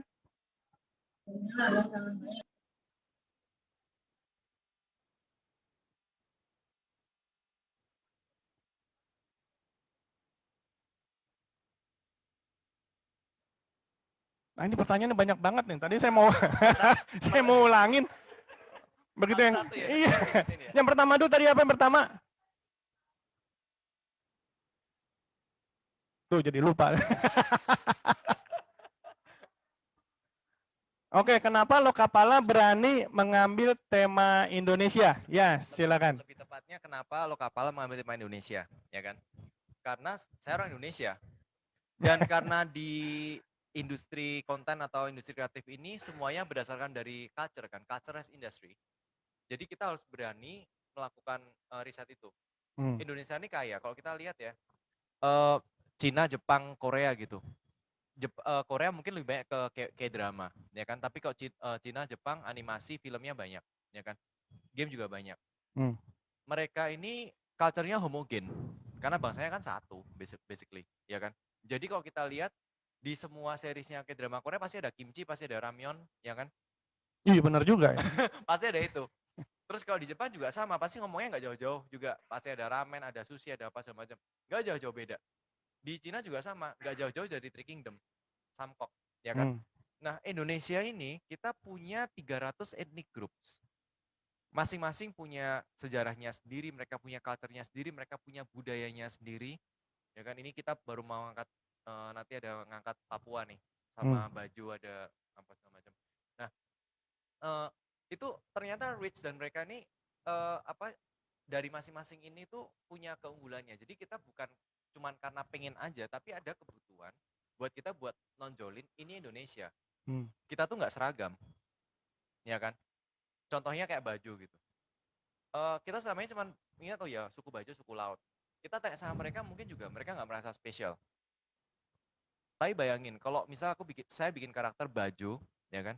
Dia bisa berubah karena secara genetik dia berubah. Karena dia bisa nafas 15 menit dalam air. Dan kemarin dari penelitian terbaru, ternyata genetiknya emang udah beda sama manusia. Ada perbedaannya. Jadi matanya dia waktu di dalam air, dia otomatis berubah. Bisa lihat di bawah air, kayak 20 meter di bawah air.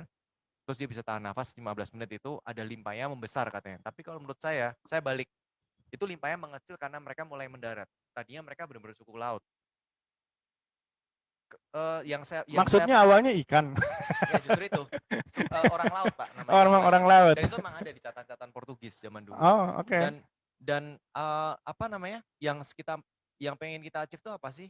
Kalau kita satu saat kita sekolah ya, anak kita sekolah, mungkin adik kita sekolah, ada orang baju gitu. Terus banyak yang udah main Lokapala gitu, lihat baju kayak gimana? Gue ada temen orang baju. Gitu loh, kayak ada something yang mereka sendiri nggak ngerti tapi kita pengen angkat gitu loh. Ya kan, kayak orang Papua, kenapa orang di Papua namanya Bumi Cendrawasih ya, tapi di sana ternyata nggak ada penutur yang Sansekerta gitu loh. Kok namanya Sansekerta? Kan ada sesuatu yang hilang. Nah kita berusaha memperkenalkan itu kembali. Itu satu, kedua. Terus yang kedua tadi apa, Bu? Faktor yang mempengaruhi desain adalah dari risetnya. Jadi ini harus dibedakan antara karakter desain, visual design ya, dan style. Ini yang selalu kalau pengajar-pengajar Pak, kalau di pengajar-pengajar yang kayak yang apa istilahnya kayak kolot gitu, kita bilang aja kolot ya. Klasik. Itu klasik klasik Lebih halus. antik. itu itu selalu bilang kenapa karakternya berbau-bau Jepang, berbau-bau Korea segala macam. Hmm. Padahal yang dia maksud itu style. Tapi soal visual development, taruhlah ada karakter yang tadi ditunjukin tuh ada Guning gitu. Ya Hmm. kan? Guning itu kan kita ambil dari penyintas pembantaian orang Tionghoa di Batavia kan. Ada 10.000 orang Tionghoa dibantai di Batavia oleh VOC. Hmm. Terus dia lari sama beberapa teman-temannya, keluarganya yang meninggal juga, Hmm. diterima di Solo oleh pangeran Solo. Hmm. Namanya Mas Garendi. Itu ceritanya Guning, yang asli nih, risetnya Hmm. kita. Terus ternyata Mataram yang waktu pertama kali Mataram itu mereka berpihak kepada VOC. Bahkan ayahnya Mas Garendi sendiri itu berpihak pada VOC. Hmm. Tapi Mas Garendi nggak mau, dia berjuang buat orang Indonesia, buat rakyat Indonesia. Jadi dia walaupun usia 16 tahun, akhirnya dia dihitung sebagai pemberontak sebenarnya Pak. Karena ada trio ya, Mas Garendi, Raden Mas Said, ya kan, yang di Mangkunegaran itu, terus yang satu yang nggak pernah disebut dalam sejarah itu si Sio Panjang. Tapi kalau di naskah di beberapa babat disebutkan di sebelahnya Mas Garendi itu ada orang Tionghoa tinggi besar. Itu masih ada hubungan kekerabatan sama Kaisar Cina zaman itu. Dia juga sebenarnya diusir dari Cina mau dibunuh Pak. Oh. Karena dia memberontak sebenarnya nggak cocok sama kaisarnya, terus dia lari. Nah di situ ternyata kita tulis kayak Sio Panjang yang kehilangan anak di pembantaian orang Tionghoa tadi itu kayak menemukan anaknya kembali di Mas Garendi. Jadi kayak mereka berdua itu mengobarkan pemberontakan terbesar sepanjang sejarah Indonesia. 10 kali lipat lebih besar daripada pemberontakan di Ponorogo. Tapi nggak pernah diangkat. Baru tahu kita ada sejarah seperti itu ya. Nggak pernah dengar sama itu memang secara historis kan kita memang banyak yang nggak diangkat. Nah, betul, di Lokapala sendiri kita berusaha mengangkat namanya unsung heroes. Jadi yang kita anggap pahlawan yang mempunyai nilai, nilai apa? Nilai-nilai kesatriaan. Tadi kita bilang nilai Bushido kan. Bushido itu ada 7 nilai. 7 Virtues of Bushido. Kita punya 8 nilai kesatriaan. Astabrata namanya. Dari abad ke-7. Itu yang kita angkat. Jadi kalau kita baca Guning dan si Guning ini kan Gu-nya tuh ditulis pakai bahasa Mandarin, Gu yang artinya ancient karena ilmunya itu namanya Wujujian, Pak. Wujujian itu Five Ancestor Feast. Ilmu kuno si Mas Garendinya itu ningnya dari bahasa Jawa, pakai Hana Caraka. Ning. Jadi Guningnya itu kayak gitu. Satu lambangnya Phoenix, satu lambangnya Naga Sasra. Naga Sasranya kita bikin motifnya motif parang Solo. Karena yang pakai parang kan orang keraton biasanya, dan dia pangeran kan. Gitu. Jadi dia bahkan pada waktu jadi kalahnya dan matinya itu kan karena dikeroyok tiga kerajaan. Kerajaan bapaknya sendiri, satu manggil dari ini. Jadi kayak ini loh yang kayak apa sih value yang kita perjuangkan, kayak ternyata dan dari value tadi itu kita wujudkan dalam desain. Ya kan, jadi motifnya itu kalau si Gu itu Phoenix, Mas Garendi pakainya Naga Sasra. Kalau Mas Garendi pakainya burung Garuda, si Sio Panjangnya itu Gu-nya itu pakainya nanti pakai liong gitu. Kenapa? Karena kalau di pernikahan orang Tionghoa coba lihat. Lambangnya apa? Naga sama Phoenix kan. Itu lambang harmoni. Berbeda tapi satu. Dan itu kita terjemahkan ke dalam desain. Oke. Nah, cerita seperti ini kita bisa lihat di Lokapala. Nanti bisa Pak, kita lagi siapin Pustaka Lokapala, jadi setiap heroesnya nanti mungkin 2 bulan lagi bisa ada satu fitur baru namanya Pustaka Lokapala. Nanti dari mana itu karakter-karakternya nanti kita bakal taruh di sini. Nanti akan di launching. Yes. Pustakanya. 2 bulan lagi. Ya. 2 bulan lagi. Ditunggu ya. Karena dalam buku sejarah nggak ada itu.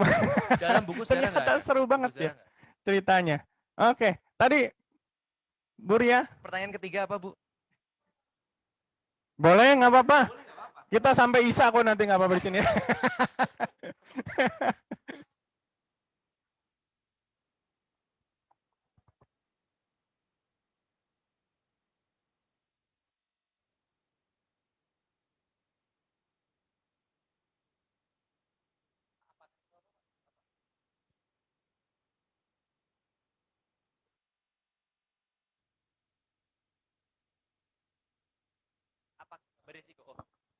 Sekarang kita udah meremake. Itu yang kita angkat itu banyak ada karakter dari mitologi dan karakter dari pahlawan. Kayak taruhlah Tarja. Tarja itu dari Tribuna Wijanunggadewi.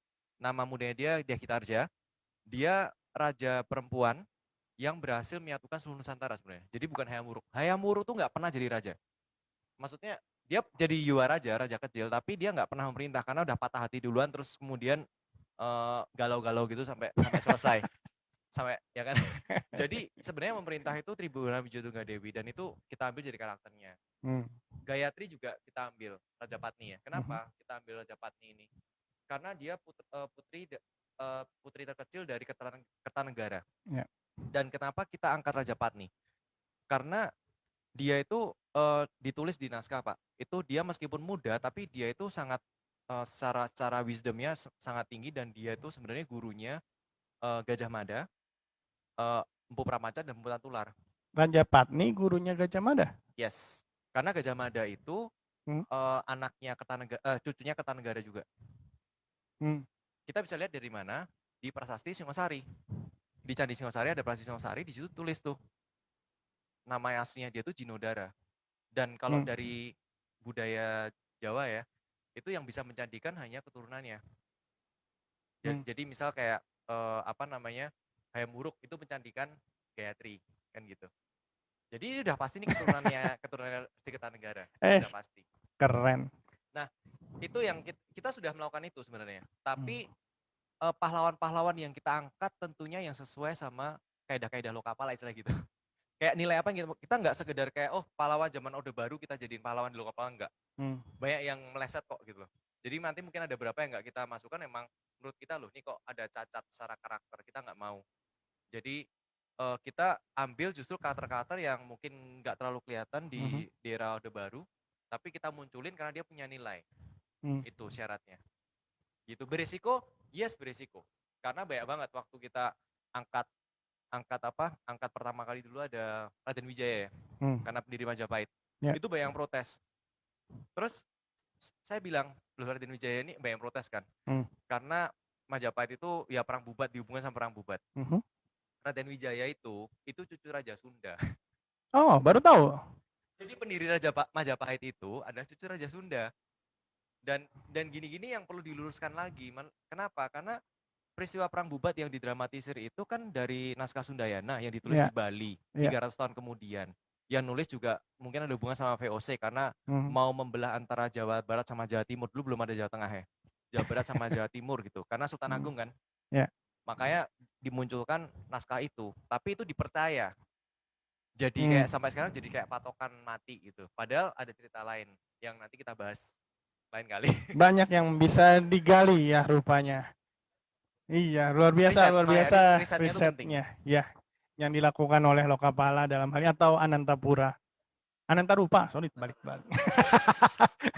Anantarupa.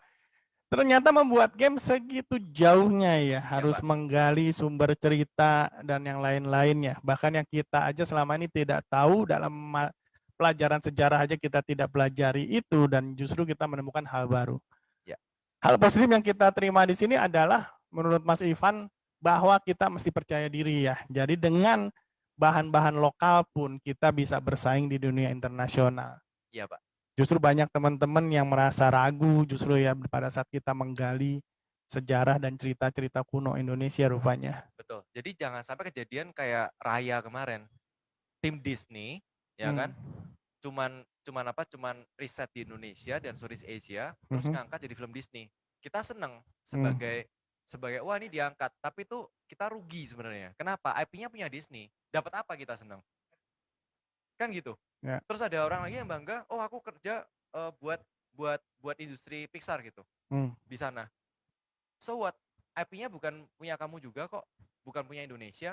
Mainannya nggak dapat royalti juga. Gitu Pak. Jadi kita harus mulai pede. Indonesia ini negara besar.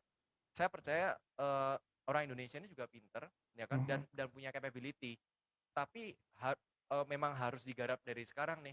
Kita jangan sampai cuman besar tok, tapi terus kemudian banyak kekayaan budaya kita tuh diambil sama orang luar buat industri mereka sendiri. Seperti itu.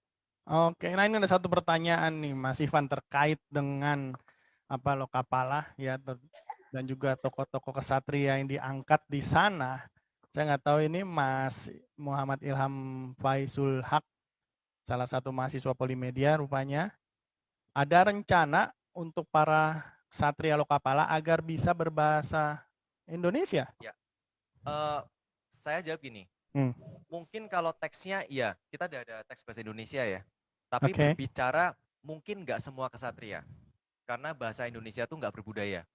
Wah, maksudnya? Jadi gini, lah kalau sekarang saya ngangkat karakter dari Majapahit, Ah. ya bahasanya harus Kawi dong. Kalau saya Oh. ngangkat karakter dari Bugis, ya harus berbahasa sana Bugis, tulisannya harus Lontara misal aksaranya. Ya kan kalau kita ngangkat karakter dari Papua misalnya, pakai bahasa sana jangan pakai bahasa Indonesia. Oke. Karena itu bakal dari kita sih mengurangi ya. Kenapa? Karena kadang-kadang gini, di dalam budaya masing-masing suku bangsa di Indonesia ini, mereka kaya loh. Mereka ada istilah-istilah tertentu yang nggak ada di bahasa Indonesia, yang itu menggambarkan kekayaan dari budaya mereka. Dan ini yang mau kita tampilkan di Lokapala. Jadi kalau bahasa Indonesia cukup nanti jadi teksnya aja, tapi mungkin kalau misal taruhlah kanta gitu ya, itu kan karakternya zaman sekarang ya, jadi itu pakai bahasa Indonesia oke. Tapi kalau yang lain-lain, ya kita sesuaikan dengan orangnya dari mana gitu. Oke, luar biasa jawaban yang sangat menarik sekali. Nggak kepikiran. Kita taunya bahasa Indonesia saja gitu kan. Bahwa benar juga di Majapahit pada saat itu belum ada bahasa Indonesia ya. Bahasa Jawa aja belum ada, Pak. Bahasa Jawa, oh iya. Katanya Kawi. Bahasa Kawi seperti apa ya? Jawa kuno, jadi kayak agak dekat ada Sanskritnya juga gitu, Sanskertanya juga. Oh, oke. Menarik. Nah, tadi ini ada yang angkat tangan dari Indah Fajariani. Apakah masih ingin bertanya? Saya coba memberikan kesempatan yang terakhir karena sudah jam 3 lewat. Ibu Indah Fajariani masih ada di sana? Apabila ingin bertanya atau tadi kepencet jadi angkat tangan. Oke, belum ada respon. Ya, jadi coba saya masih mau memberi kesempatan satu lagi pertanyaan. Dari sini ada yang mau bertanya? Jadi banyak. Nah, yang sudah angkat tangan di sana, Sadam ya? Boleh sampaikan, ada 2 orang yang bertanya di sini. Yang pertama, kenapa? Oh, 2 orang sekalian, boleh, oke. Silakan, Sadam dulu. Mau berani ke depan sini nggak? Saya kasih mikrofonnya biar jelas. Ayo. Nah, berani maju ke depan. Ayo. Saya kasih pinjam mikrofonnya. Tes.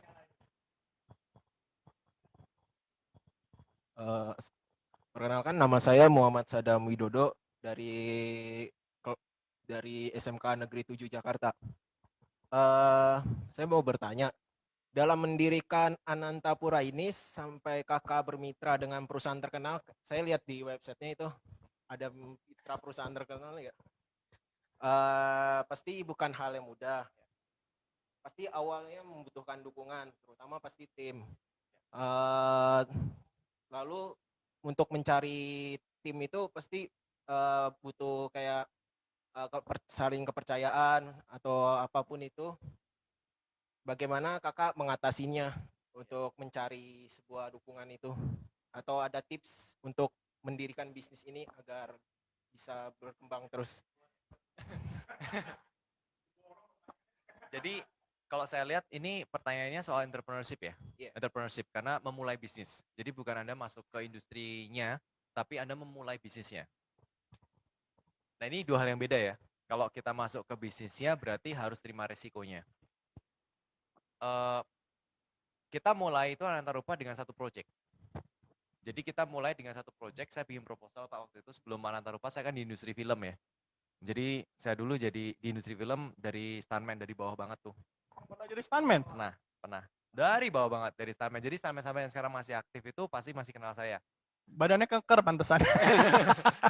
Jadi dari stuntman terus jadi fight choreographer sampai terakhir jadi action director. Kemarin terakhir di fight design buat Gundala. Dan itu, nah pada tahun 2011 itu kita mulai dengan satu project. Jadi jangan pernah bikin perusahaan dulu. Jangan. Cari projectnya dulu.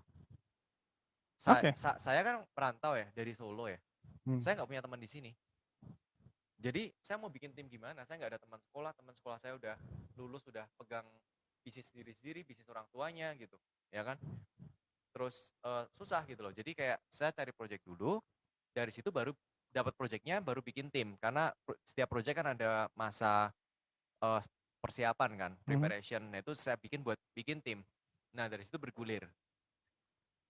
Tipsnya apa? Tipsnya adalah berani rugi dan berani sampai bangkrut. Saya hampir bangkrut 2 kali, 3 kali, udah. Nah menarik nih, berani rugi, berani bangkrut. Kalau Anda nggak punya appetite, nggak punya keberanian, taruhlah tahun pertama itu kita rugi, kita punya utang itu 900 juta. Kenapa? Karena proyeknya nggak kelar, Pak. Ada proyek yang nggak kelar, proyek besarnya nggak kelar. Terus uangnya udah habis buat gajian. Tapi apakah saya berhenti? Enggak. Saya bikin lagi sampai akhirnya di tahun kita minta restructure. Terus di tahun setahun kemudian utangnya lunas. Oke. Dalam waktu 1 tahun. Yes, itu berulang. Jadi kalau nggak punya keberanian di situ jangan, karena nggak semua orang lahir sebagai entrepreneur. Ini kemarin sama saya juga kan bimbing di Jakarta Creative Hub, dan mereka karena membina UMKM, banyak pertanyaan yang mirip. Gimana kalau gini, gimana menghadapi persaingan segala macam, gimana kita hati-hati dalam spending apa segala macam. Kalau kita namanya pengusaha, 1M bakar, tapi strategik. Tapi habis itu kalau rugi gimana? Ya itu harus dipikirin. Ya. Tapi kalau mau buka bisnis tuh cara pikirnya beda sama kita masuk sebagai profesional ya. Saya di film sebagai profesional, ya kan, sebagai fight designer itu beda. Saya masuk ke pipeline. Tapi kalau bisnis, oh ini ada orang punya uang segini, atau ada klien mau segini, nyampe nggak ya? Jadi whole different thing. Kalau Anda campur itu, Anda mau terjun di animasi juga, mau terjun di bisnis juga, hancur. Udah pasti. 99% saya beri jamin hancur. Kalau Anda mau bikin usaha sendiri, ya fokus di bisnis. Gitu. Dan itu berarti apa? Anda punya tanggung jawab mengelola uang. Artinya apa? Anda tahu gimana caranya buang uang juga. Bakar duitnya gimana? Marketingnya gimana? Acquisition tanpa pakai duit bisa apa enggak? Partnership gimana? Gitu. Partnership itu bukan hal yang gampang. Ya. Partnership yang saya dapat di tahun pertama, tahun kedua itu berasal dari 5 tahun saya di industri film. Dari bawah banget. Dan itu gain trust. Partnership itu dari kepercayaan. Ya kan? Waktu kita bikin sesuatu, kita bisa, oh ini belum ada yang bikin, emang kamu bisa? Bisa Pak, kalau bisa kita perjanjian dulu. Kalau bisa berarti project kita ambil ya Pak. Ya oke, tanda tangan, kita garap dulu nggak apa-apa. Udah deg-degan itu, bisa gajian nggak ya, bisa gajian ya. Kita berhasil, dan itu terulang. 2013 contohnya. 2013 itu, kalau ingat, itu pertama kali Oculus Rift dibeli sama Facebook. Kita nge-back Kickstarter, barangnya tuh belum dikirim, tapi perusahaannya udah dibeli sama Facebook. Kita belum pegang barangnya, kita jualan proyek. Kita jualan proyek senilai 600 juta. Gila nggak? Dan ada yang beli. Kamu bayangin, barangnya nggak ada, kita nggak pernah develop, kita jualan satu proyek seharga 600 juta. Bisa nggak? Kalau nggak bisa, jangan masuk ke bisnis. Serius. Karena ini kerjaan kita kayak gitu tiap hari. Kita harus bisa bikin, tim saya aja nih, tim kita aja ya, tim Tidak Nanta Rupa itu kayak, ini kita bisa nggak ya? Saya belum pernah pegang, saya belum pernah ini apa segala macam. Dong, barangnya belum datang Pak. Jadi, tapi gini, barang datang itu 2 minggu sebelum deadline. Dan deadline-nya itu pameran. Oke. Jadi 2 minggu sebelum pameran barangnya datang, kita coba. Tapi kita udah develop dulu. Kita udah prepare, karena di logika saya ini tuh cuman output di grafik aja sebenarnya. Jadi bikin dulu. Jadi memang saya garap dulu, habis itu outputnya diatur ke situ, nggak jalan. Udah kurang seminggu. Wah itu gawat banget pokoknya. Udah kurang seminggu udah lembur-lemburan, saya ikut lembur-lemburan. Akhirnya berhasil. Dan the rest is history. Jadi keberanian buat ngambil keputusan itu yang dibutuhin. Jadi nggak ada rumusnya, saya kasih tahu orang berapa orang pun, karena ini keberanian atau sesuatu yang dengan calculation, itu enggak, itu get by experience. Gitu ya, semoga menjawab ya. Jadi saya nggak mau nyesatin, beneran. Kalau misal nggak semua orang lahir sebagai itu. Karena ada orang yang tim saya aja misal kayak, oh ini dah, kita mentok nih, ya kan. Oh langsung resign gitu. Karena apa? Mereka nggak lihat, mereka nggak berani. Mereka nggak punya keberanian itu buat melangkah bersama dengan saya gitu. Dan saya nggak bisa ngatur kamu harus ikut saya, kan nggak bisa. Jadi tiap orang nggak punya keberanian sama. Ini jadi anggota tim aja nggak punya keberanian, Pak. Gimana mau jadi pengusaha gitu loh. Ya, apalagi bertaruh dalam hal usaha ya. Yes. Luar biasa, tapi paling tidak untuk memberi semangat kepada adik-adik SMK ini. Masih ada tadi satu yang ingin bertanya? Sebentar, satu-satu, baru tambah. Ya, silakan. Dengan siapa? Alexandra Noel? Mau pakai mikrofon atau mau di sana? Ya, boleh, silakan berdiri. Gimana?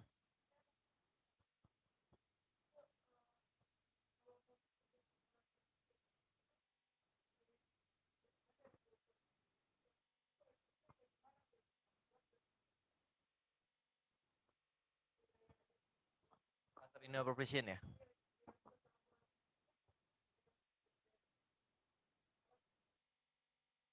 Ya memang harus dilihat sendiri, tapi gini.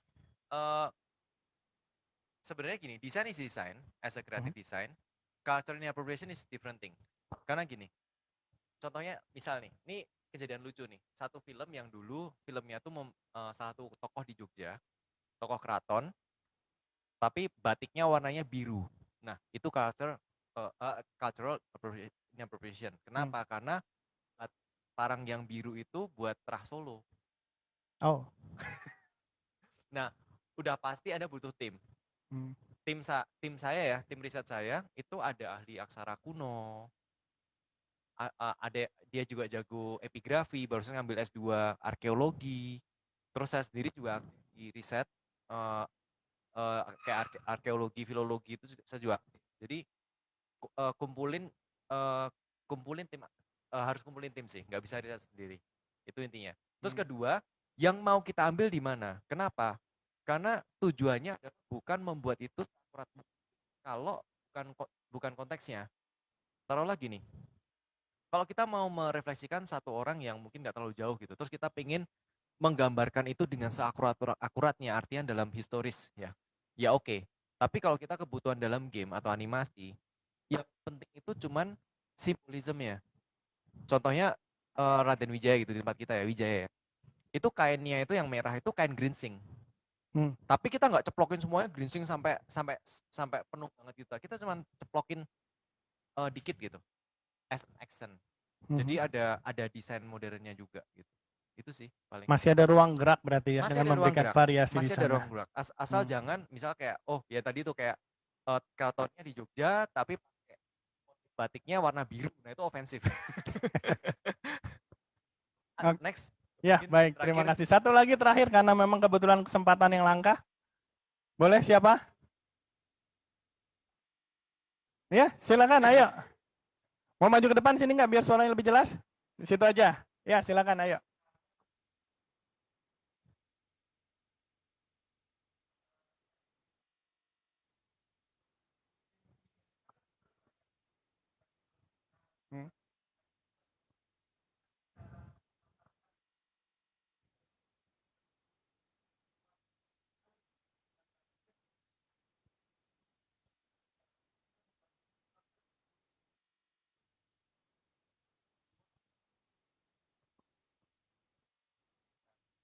Oke.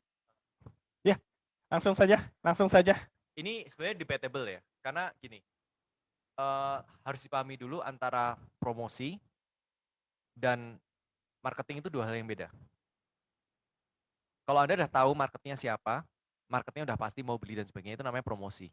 Kita promosi ke audiens yang tepat. Marketing adalah gimana kita menciptakan market buat game kita, meskipun market itu belum ada. ya kan. Nah, salah satu yang kita kemarin berangkat itu adalah dari konsep dulu. Dari konsep dulu. Kayak yang tadi Abina bilang, gimana supaya orang kenal, itu lebih ke promosi sebenarnya. Tapi kalau ke marketing, gimana produk yang Anda kembangkan, animasi atau game itu relevan terhadap audiensnya. Ya kan, itu yang paling penting digarap. Dan itu biasanya di product knowledge ya, di pengembangan waktu konsep awal tuh harus ada tuh. Misal, paling gampang gini. Oh, ini sebenarnya ada satu yang off record sih, tapi ya udah nggak apa. Intinya gini, saya berbicara kiasan aja ya. Jadi Lokapala diambil dari relief candi tertentu gitu, ya kan. Ini saya belum boleh ngomong soalnya. Yang nanti mungkin bulan-bulan ke depan bakal sering dengar gitu loh, candi-candi itu. Dan jangan kaget kalau tiba-tiba misal kayak Lokapala kok barengan sama ini gitu loh. Bukan karena kita deket-deket ke sana, tapi memang karena kita prepare supaya kita bisa punya angle buat mengenalkan budaya-budaya Indonesia melalui banyak culture kita tadi. Dan kebetulan yang kita ambil angle-nya itu. Jadi kayak kita menciptakan value proposition istilahnya. Itu satu PR-nya. Itu ya. Nanti sisanya ya tinggal metode buat jualannya. Jadi jangan berangkat dari bikin game dulu, terus nanti terakhir gimana cara marketingnya. Enggak. Marketing itu sebelum kita bikin produknya. Marketing dulu sebelum produknya ada. Marketing itu harus dibahas sebelum produknya dibikin, bahkan waktu produksi. Promotion itu setelah produknya jadi. Oh. Dua hal yang beda. Oke. Oke, thank you. Promosi setelah produknya jadi. Tapi bisnisnya sebelum produknya ada. Oke, suatu hal yang baru. Baru pertama kali kita dengar. Memang pendekatan saya agak beda. Oke. Terima kasih Mas Ivan ya, untuk siang hari ini pencerahannya sangat luar biasa. Saya rasa bagi teman-teman yang bergerak di animasi, terutama untuk teman-teman Bapak Ibu guru, termasuk juga Ibu Tri Fajar. Ibu Tri Fajar masih ada di sini, Bu Tri Fajar? Iya, Pak. Ya. Nah, boleh Bu Tri Fajar untuk bisa memberikan closing statement-nya. Untuk bisa disampaikan pada teman-teman. Kalau menurut saya sih tadi penjelasan dari Mas Ivan udah clear banget mengenai IT industri, komplit dari awal sampai akhir. Saya mengikuti, ini bagus sekali. Kalau bisa ya, hal seperti ini khususnya di industri yang mengenai update industri harus infokan kepada dunia pendidikan ya. Baik SMK, tadi ada animasi, multimedia yang ada kaitannya untuk game development atau 3D animation ya. Nah, saya sangat senang kalau bisa ini berkelanjutan seperti itu. Itu aja sih, Pak. Oke. Terima kasih. Ya, baik Putri Fajar, terima kasih untuk masukannya. Memang kita juga sangat berharap. Jadi Mas Ivan jangan bosan-bosan dengan kami. Nanti kita akan coba siapkan untuk tema-tema berikutnya dan mungkin juga kerjasama yang lebih mendalam dengan dunia pendidikan. Seperti itu. Ya, baik, terima kasih Mas Tri Fajar sudah bersedia hadir di tengah-tengah kami. Juga teman-teman yang ada di sini sudah menyiapkan waktunya, termasuk juga teman-teman yang sudah ada di Zoom meeting kita saat ini. Dan sampai sekarang masih ada 68 orang. Belum bertahan di tengah-tengah kita. Demikian, terima kasih. Minta maaf apabila ada salah kata. Kita ketemu sampai acara berikutnya. Terima kasih. Ya, terima kasih, sampai ketemu. Terima kasih.